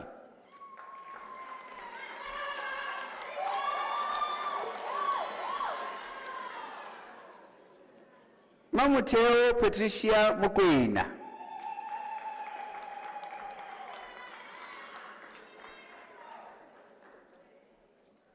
Khomotso Mukwana.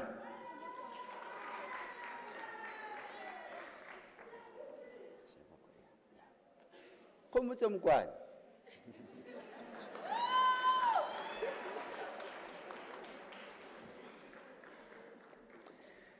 Vuyiswa Lovejoy Mulapo.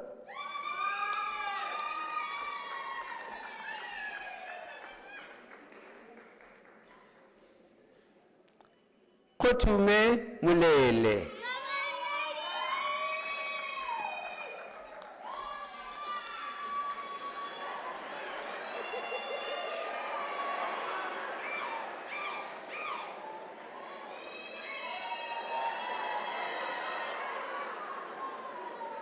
Ke amogetswe Molifi.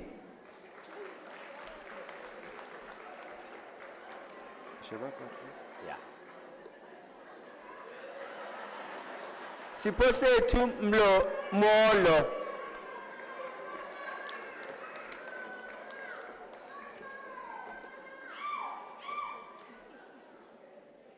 Regret Thandazile Malimela Murwane.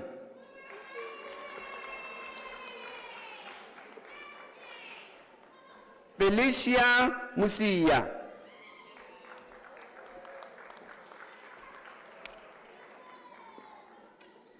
Itumeleng Mutabing.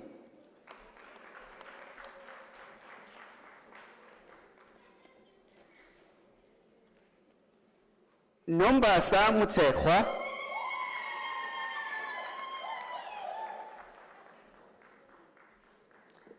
Gidiboni Betty Mutswaedi,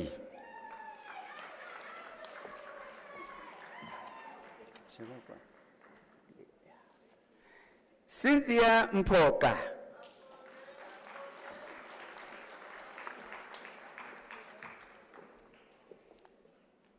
Miriam Diketseng Mputi,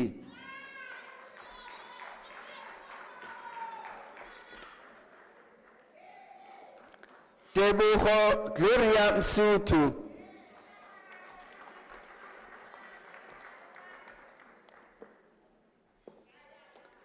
Tobeka Mchali,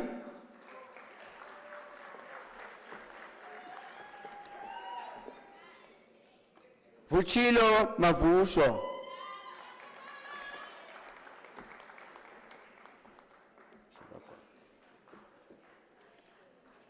Towe Lucia Mwale,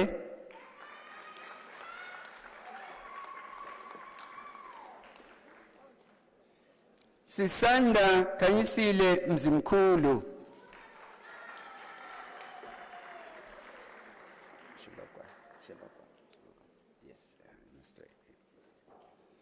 Prudence Mapule Napo,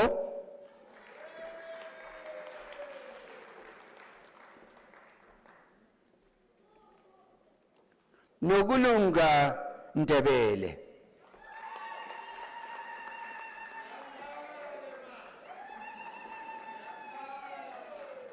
Esther Susan Ndlovu,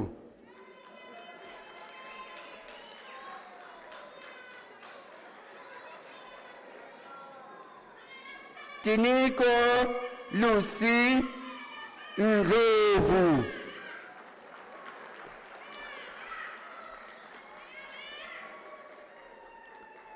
Pulani Miriam Ndu,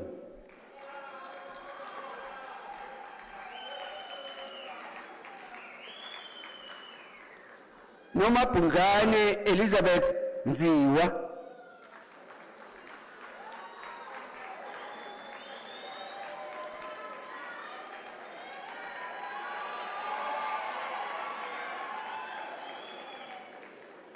Mr. Acting Vice Chancellor, ke homoditswe Angeline Ngatane Serobate obtained the degree with distinction.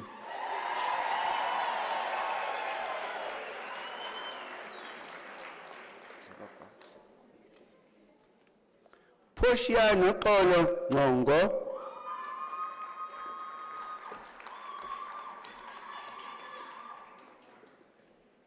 Bongiwe Nhlapho,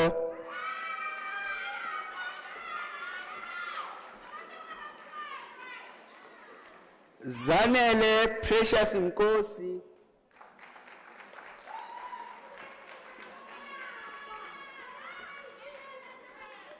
Nomfundo Petunia Nsimbini,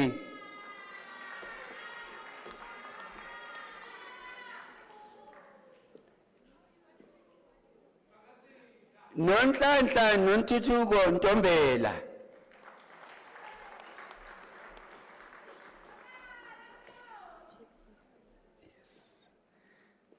Shadlene Liza Prince,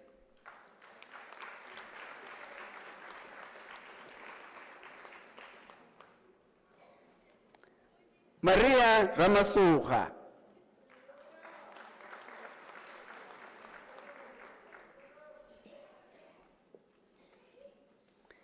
Tulani Ramudia,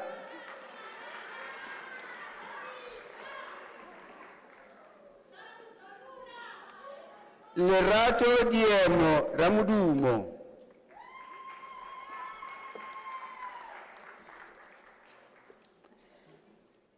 Kuto Precious Rampaka,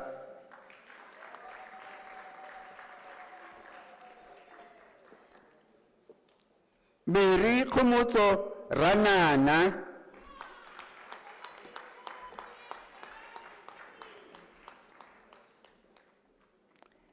Dineo Rasiala,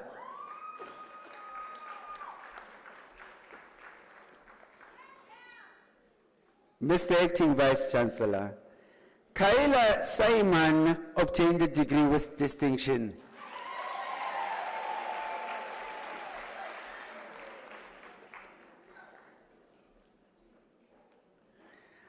Mr. Acting Vice Chancellor, Bridget Ascension Sambo obtained the degree with distinction.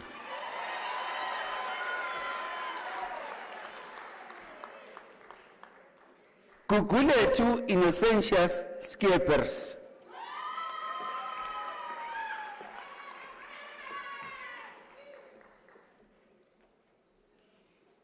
Frida Sidani.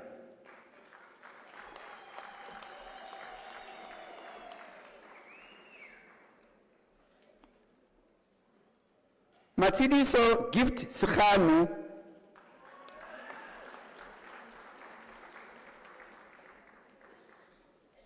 Temugo Rafael Sikhwahwa.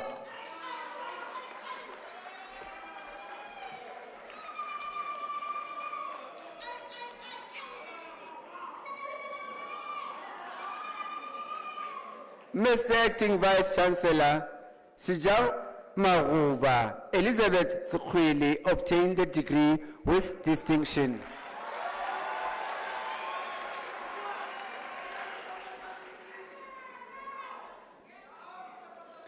Makorolosa Eshinia Sekoja.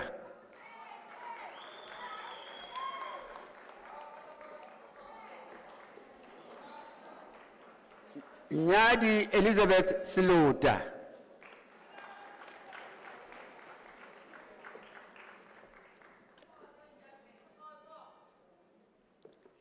Kiribone Confidence Setwaba.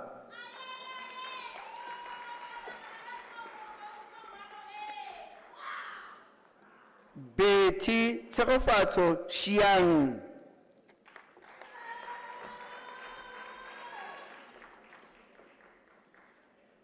Mielani Michelle Shibambo.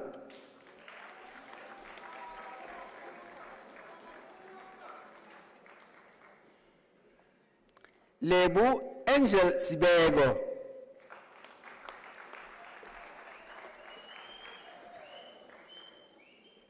Nokolo Precious Sibia.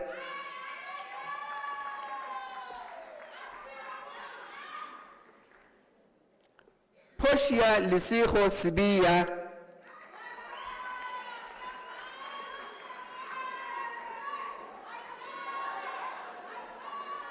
Asanda Poshia Sikupela.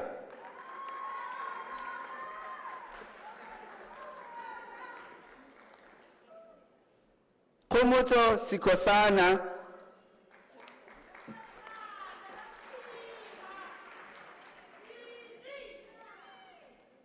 Joy Busisiwe Simelani.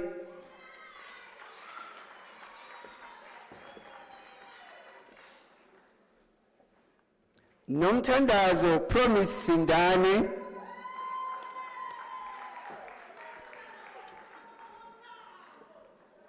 Viwe Makosazana Skosana.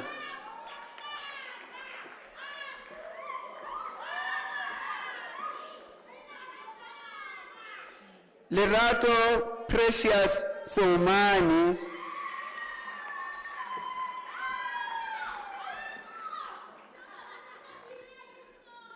Bongega Kisnes Tabete.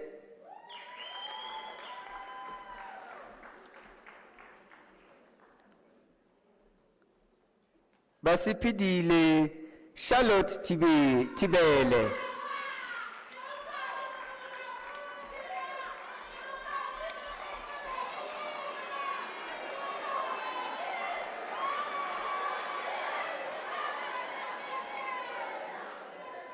Mr. Acting Vice Chancellor, Fazana Tragia obtained the degree with distinction.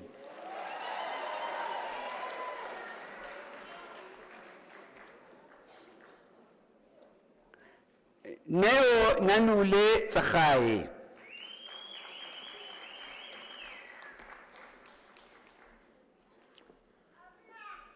Puseletso Hill Tsamai.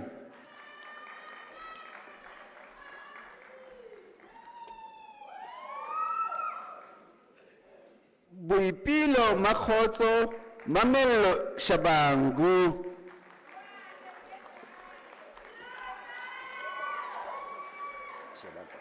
Yes. Mr. Acting Vice Chancellor, Kalalelo Prudence Soletsani obtained the degree with distinction.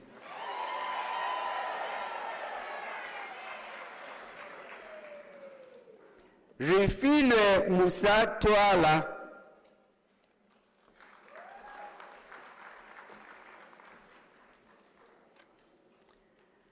Sindisa Claudia Vuso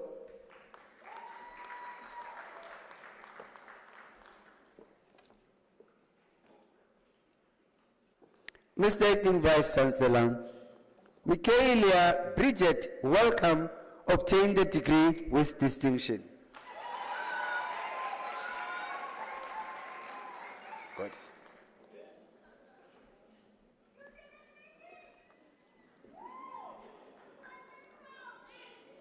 Samuel Siwe Fortunate Zebula.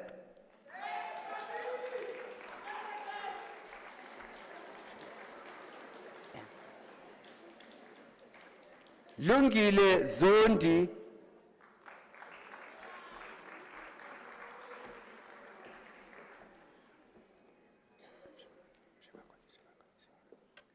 Nomusa Petriza Zoani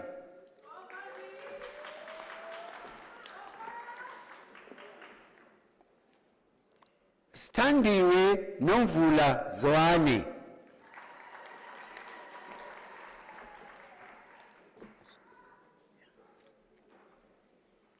Tinswalo Patricia Balui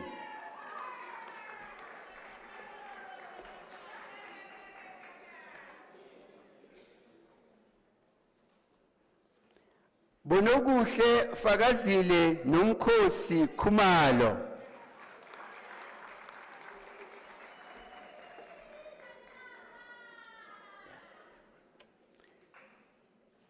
Shiluvelo Cornelia Maluleke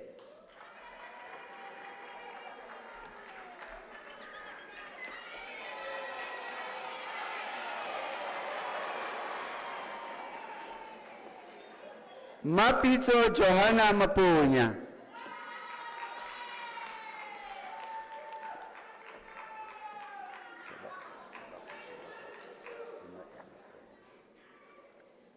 Lucia Mura Musukwane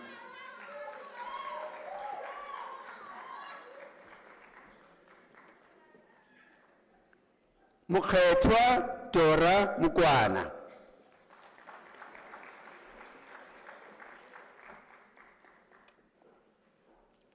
Sipesihle Portia Muhanelwa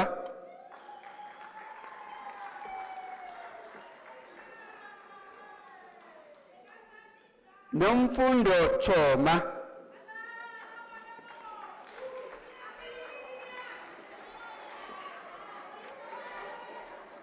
Elizabeth Matiani Tswaya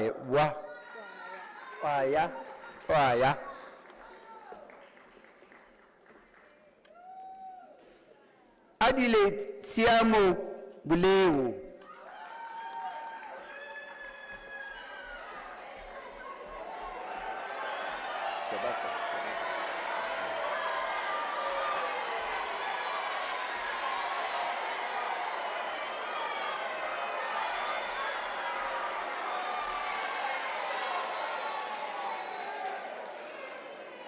Silindile Ntombezethu Kongo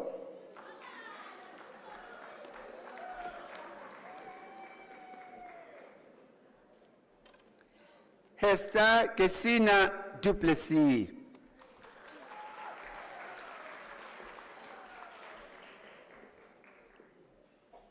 Nthokozisi Mpofu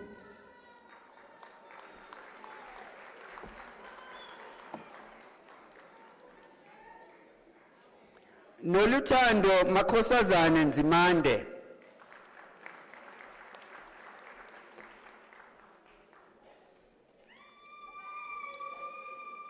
Nelly Stella Skosana.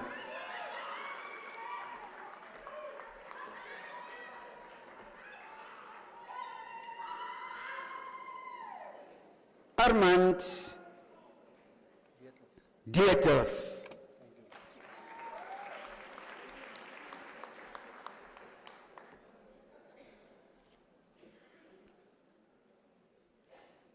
Mr. Acting Vice Chancellor, Cindy Elaine Janse van Rensbeck obtained the degree with distinction.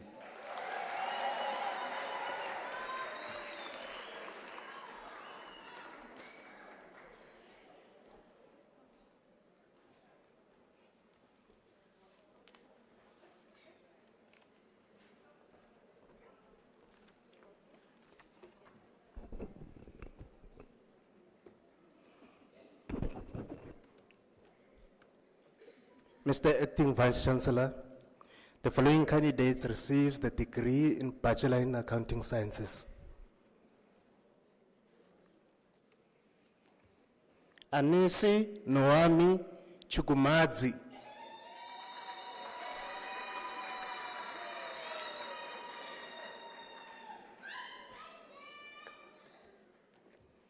Sarah Honesu.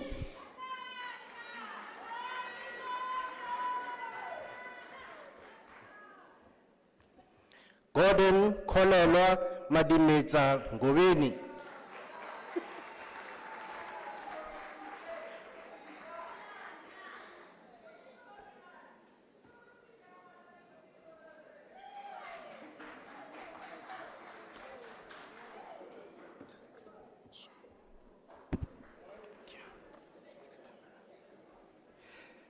Mr. Acting Vice Chancellor, the following candidates received the degree Bachelor of Laws. Mhlamulo Libise.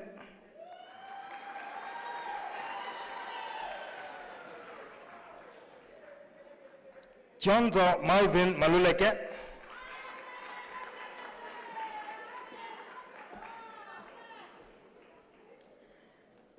Mr. Acting Vice Chancellor, Surprise Takane Matosi obtains the degree with distinction.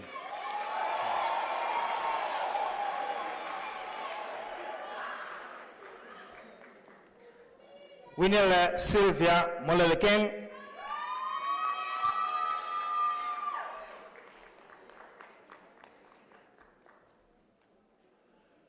Gilbert Davidson Mwale.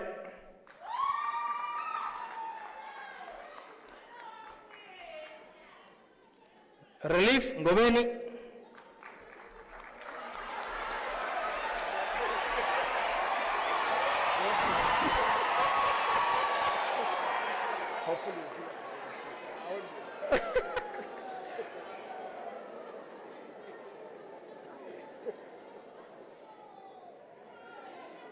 Mafu Dan Gossi.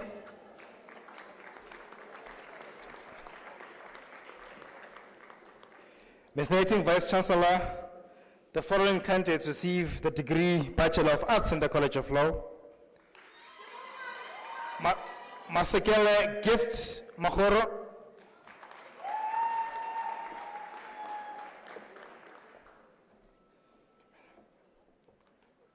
Demi Christian Preston.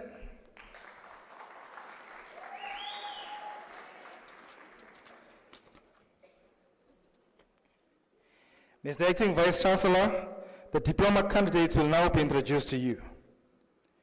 Mr. Acting Vice Chancellor, the following candidates receive the correction. Mr. Acting Vice Chancellor, the following candidates receive the postgraduate diploma in the College of Law. Puti Godfrey Maleka.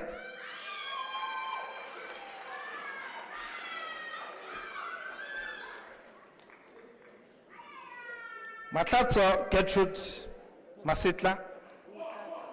Mutlatso Gertrude Masitla.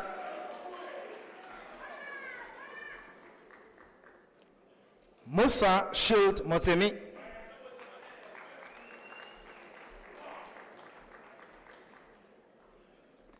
Ayanda Stanley Miataza.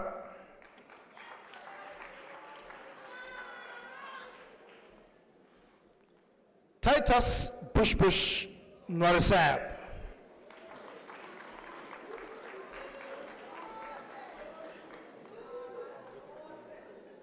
Yes. Ngakhisang Daniel Sitite.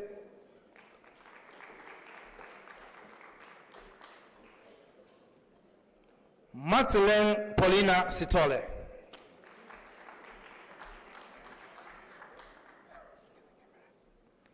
Basil Mawela Tanta.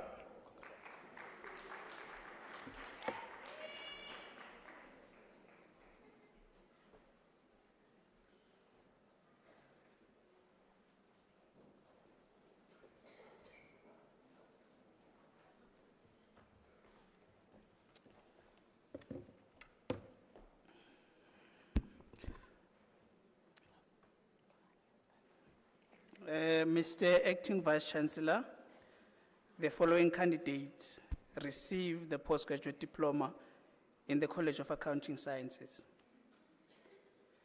Majopa Maria Mahwete.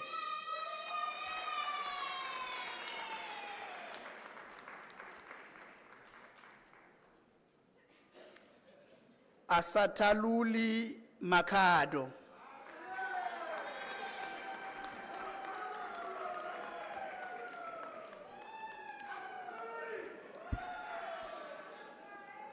Samuel Kwabena Opuku.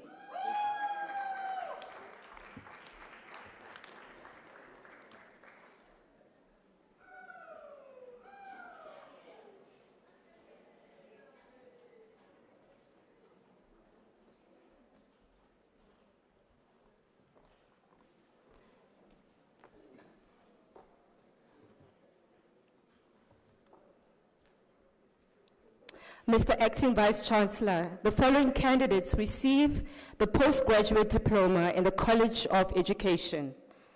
Mr. Acting Vice Chancellor, Alexandra Jade Abro receives her diploma with distinction.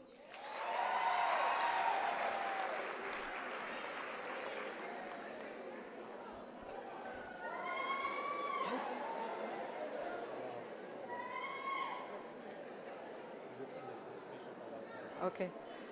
Alawa Alukonel Ulemaji.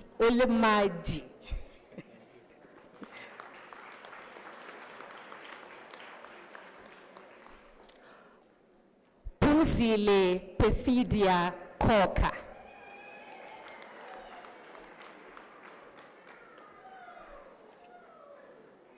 Tanya Harold.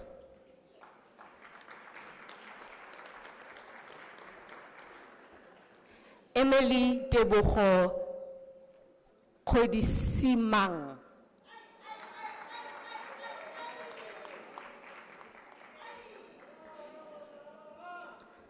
Sarah Ramasiela Kukuni.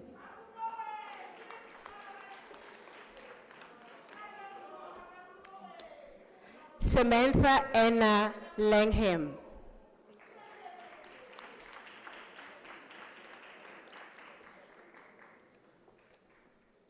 Mr. Acting Vice Chancellor, Molokwane Eric Masueneng receives his diploma with distinction.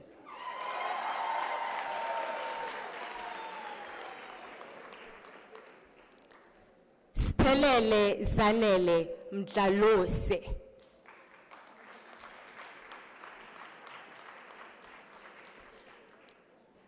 Mr. Acting Vice Chancellor, Tando Blessing Metzing receives her diploma with distinction.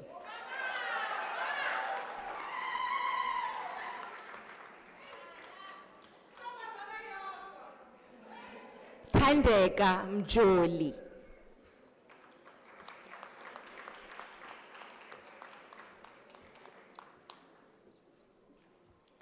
Ribone Mukhoshadi Modisha.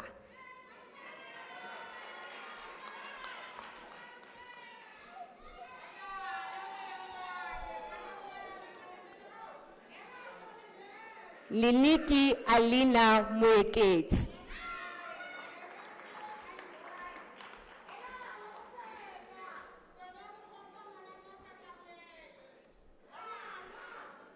Shibana Charmaine Mukonyama.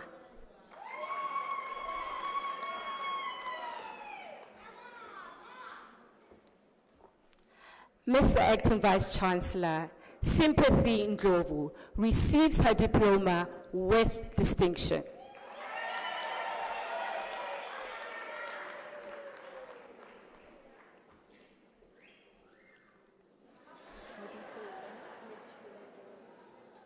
Kiriboni Betty Nochiongolwe.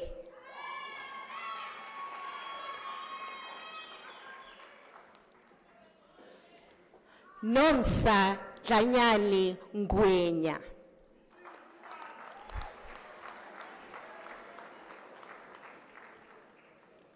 Veronica Khomoto Norman.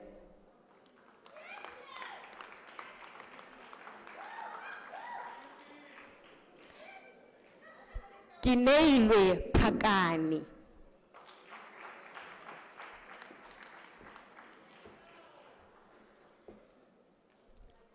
Pindile Priscilla Ramorope.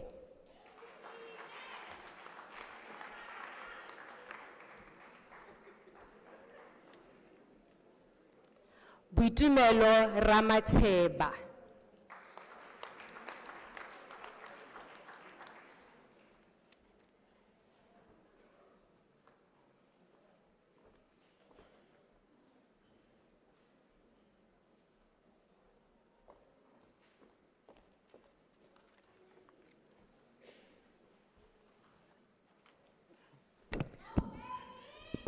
Mr. Acting Vice Chancellor, the following candidates received the postgraduate diploma in the Graduate School of Business Leadership.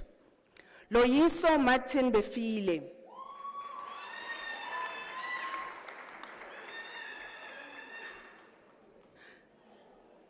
Dandre Beitel.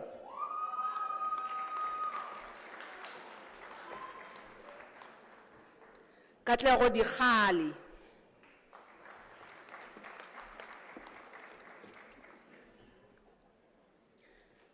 Nivashni Govender.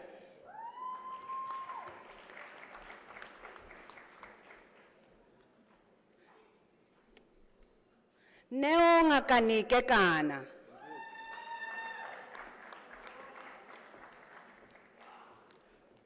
Atenkosi Kula.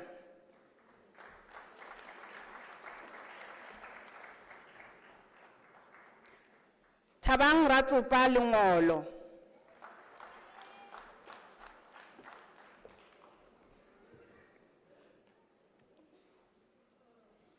Butlalis Bone Esitle Makama.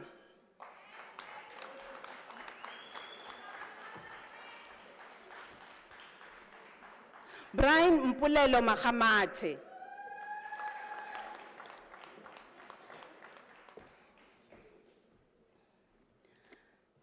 Lucky Nomsamakwarela. Mr. Vice Chancellor, this candidate's husband graduated tonight, and she is graduating as well. Immaculate Nkamoreleng Matlura.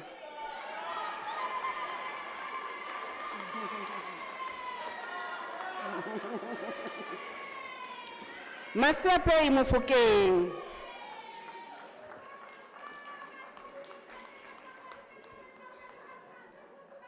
Matsuso Joash Mukhatla.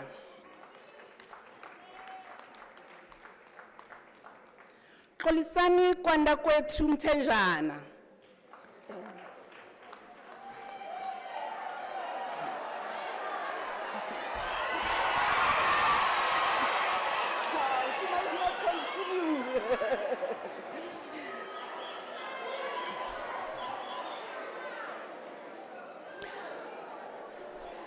Silence. Andani Mugabi.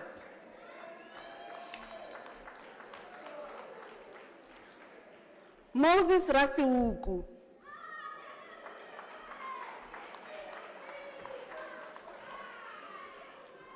Dembe Sharon Tenga.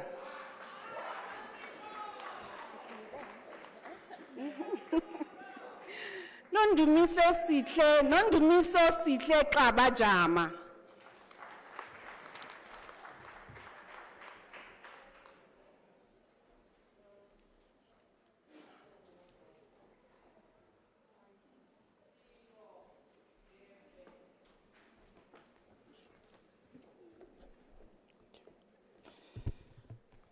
Mr. Acting Vice Chancellor, the following candidates receive the diploma in the College of Law. Lesego Desiree Masinga.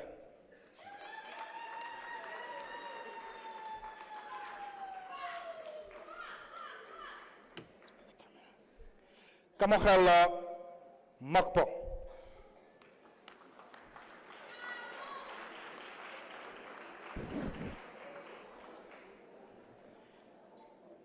Kahiso Weakness Wane.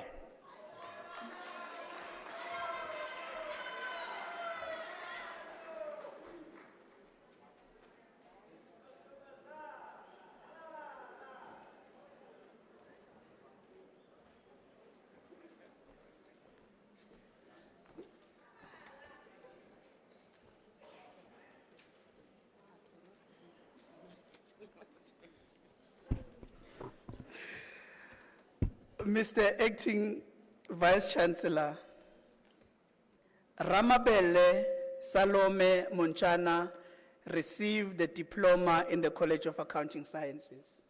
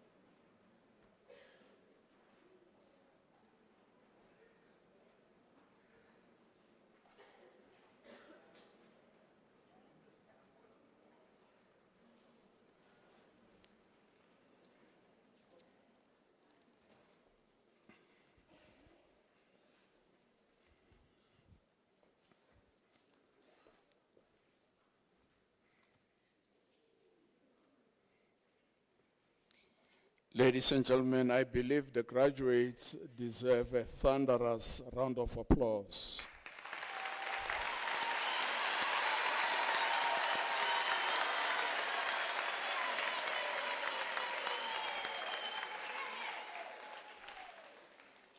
Before I give the concludatory remarks and the words of congratulations, I just wanted to share the two observations that I made in this ceremony. The first one is that teachers are full of drama.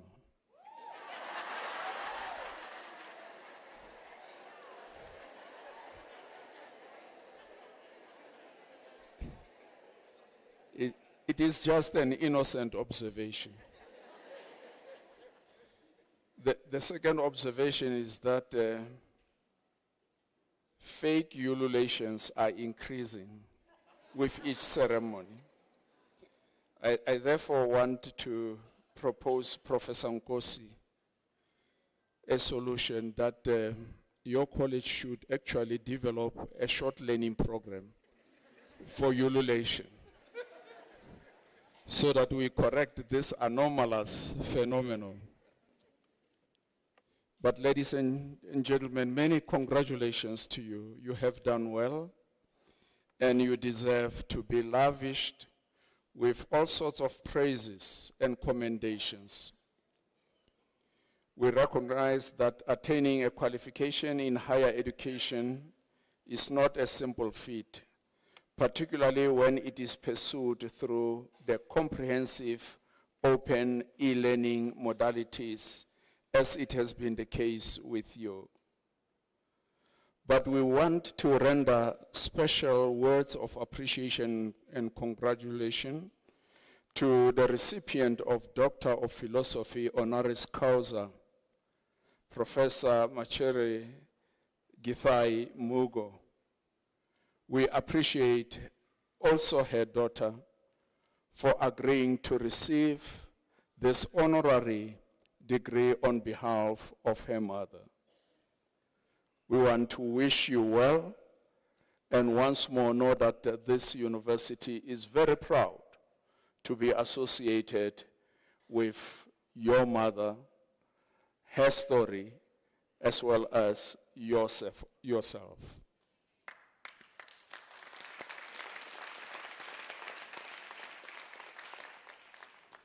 To all graduates, it is our earnest desire that this moment of success in your lives that we bear witness to this evening should actually signal more successes, and it should not be an end. Now that you are armed with knowledge and skills you have acquired during the years of your study, your journey beyond this graduation should be characterized largely by the meaningful contributions you will be making in the lives of other people. It is not sufficient to acquire knowledge just for yourself. Knowledge acquired should actually influence the lives of other people positively. The need for the acceleration of knowledge and skills transfer coupled with innovations is much more pronounced in the African continent than elsewhere in the world. Because our continent, the African continent, is plagued by a plethora of challenges. And it is needless for me to enunciate in detail the challenges. We are all aware about the challenges that confront us. Of course, chief amongst these challenges is abject hunger and poverty.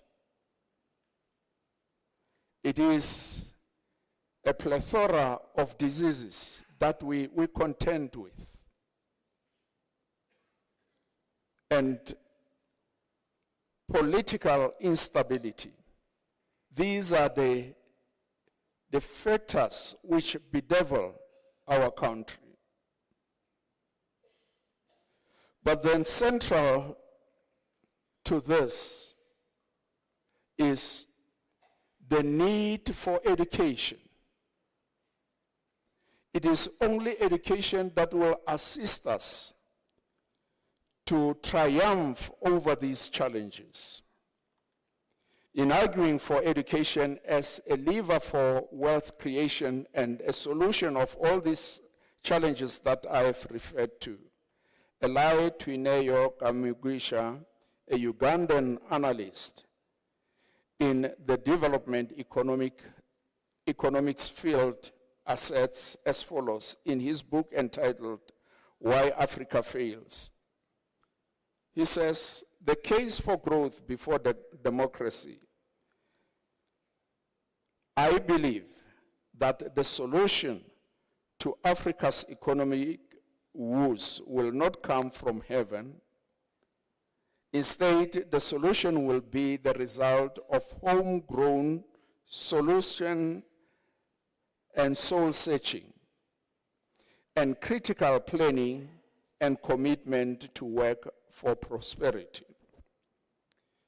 But undergirding this, according to Twineyo Kamugwisha, is education. And it is actually a challenge to you all, and of course to the audience, that as Africans, we must actually make education our aspiration. We must ensure that we embrace the notion of lifelong learning, because without education, we will continue to be dependent on skills and knowledges that are created and developed elsewhere in the world. It is time that the African continent should actually work towards self-sufficiency. In an article by Universities South Africa, not University of South Africa, Universities South Africa. Universities South Africa is an umbrella body representing the 26 public universities in the country. And the article is dated the 13th of October 2023. It is reported with compelling statistics that runs over a number of years that fewer and fewer people in South Africa do postgraduate studies. And if you look at this ceremony, the evidence is vivid. In this ceremony, we only have Dr. Masintle Lengana attaining a doctoral degree. And this is against the backdrop of many undergrad degrees that we have conferred.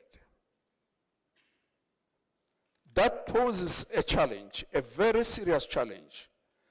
Though we are doing well, and we want to thank the government for opening doors. Of course, we know that it would not be enough. However, there are noticeable strides that our government has made to open doors a lot wider. If you look at the National Student Fund that is accorded to students from impoverished countries, that effort has made many students to access tertiary education who ordinarily would have been excluded. In our university, in excess of 175,000 of students who form part of the 360 students that we currently have, 60,000 students that we have currently registered, are funded by NSFAS. So you can see the impact of this initiative from the side of the government. However, I want to argue, and emphatically so, that it is not sufficient just to get a bachelor's degree. You need to work yourself to postgraduate studies. Because that's where transformation and innovation will take effect. Countries that are doing well economically are countries which have a significant cohort of their population doing postgraduate studies.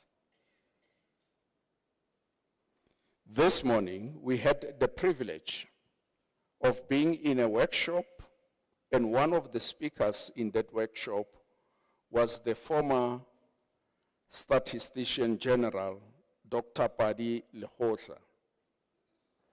He presented statistics that is disheartening. And these statistics demonstrated a phenomenon that he referred to as intergenerational value, and clearly depicted in that statistics that he presented. The intergenerational value is decreasing with each generation, particularly amongst Black South Africans. That is a serious challenge. And I, by no means, am undervaluing your accomplishment. You have done well. You deserve all the commendations, you deserve all the praise. However, my message to you is that do not stop in your moment of success. Continue to work your way towards the level that Dr. Lengane has reached, a doctoral degree. Congratulations to you.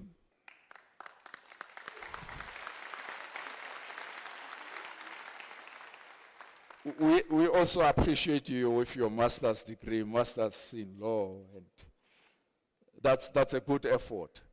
But that is not the end. Once more, on behalf of the Chancellor of our university, Dr. Thabo Mbeki, the Principal and Vice Chancellor of our university, Professor Pulendle Nkabula, and the Council of the University led by Dr. Den Musia. We want to extend our deep sense of appreciation and gratitude to all of you for having reached the level that you have reached. But that is demonstrable of one fact, that you can get more. More than what you have attained. You have all that it takes to reach beyond the sky, because the sky is no longer the limit. May you enjoy every privilege that is accorded to the qualification you have earned. May I request kindly Dr. Lengane to rise.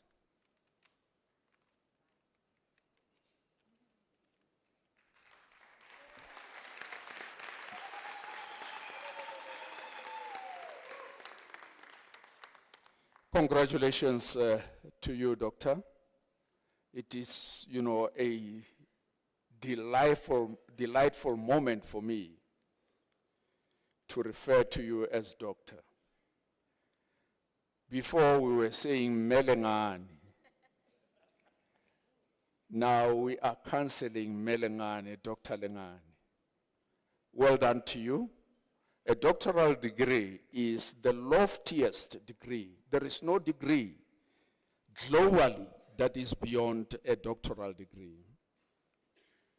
We want to congratulate you and to thank you for your tenacity to contend with the challenges that characterize the learning process up until this end.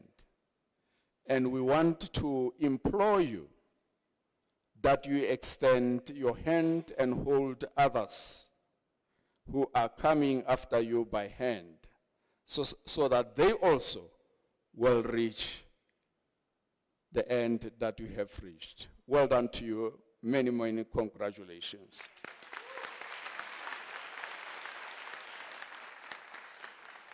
May I request all mothers and potential mothers to be on their feet.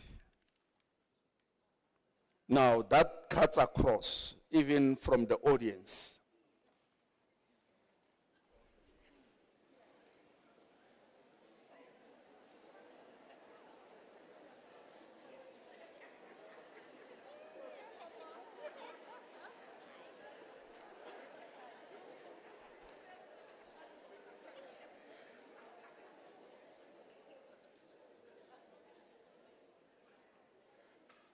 On behalf of the University of South Africa, we want to extend our unreserved appreciation to you, mothers, and we wish you happy Mother's Day.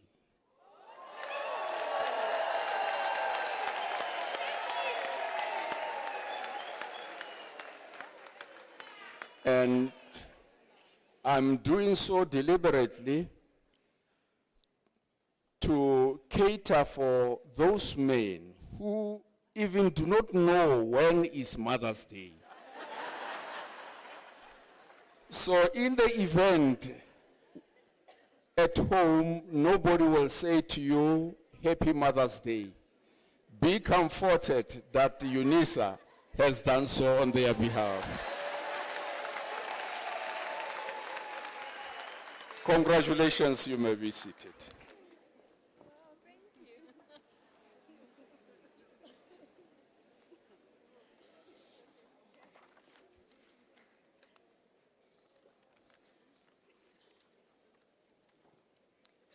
Ladies and gentlemen, the University of South Africa is a university that caters largely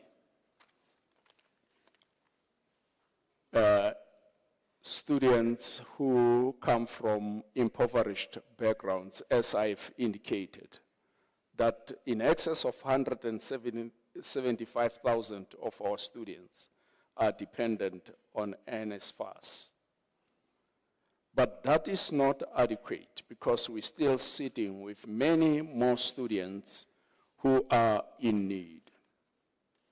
Now, if you are able to assist,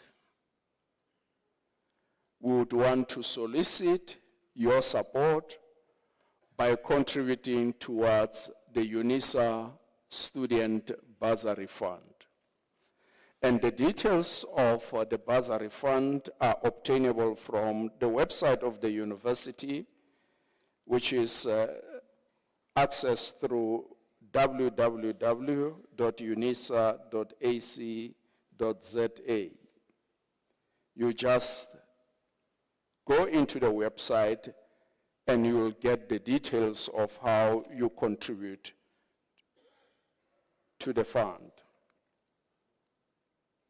Ladies and gentlemen, after this announcement, I would like you to rise for the singing of the national anthem, the words of which are to be found on page 25 of the program, and to remain standing after the anthem to enable me to dissolve the congregation.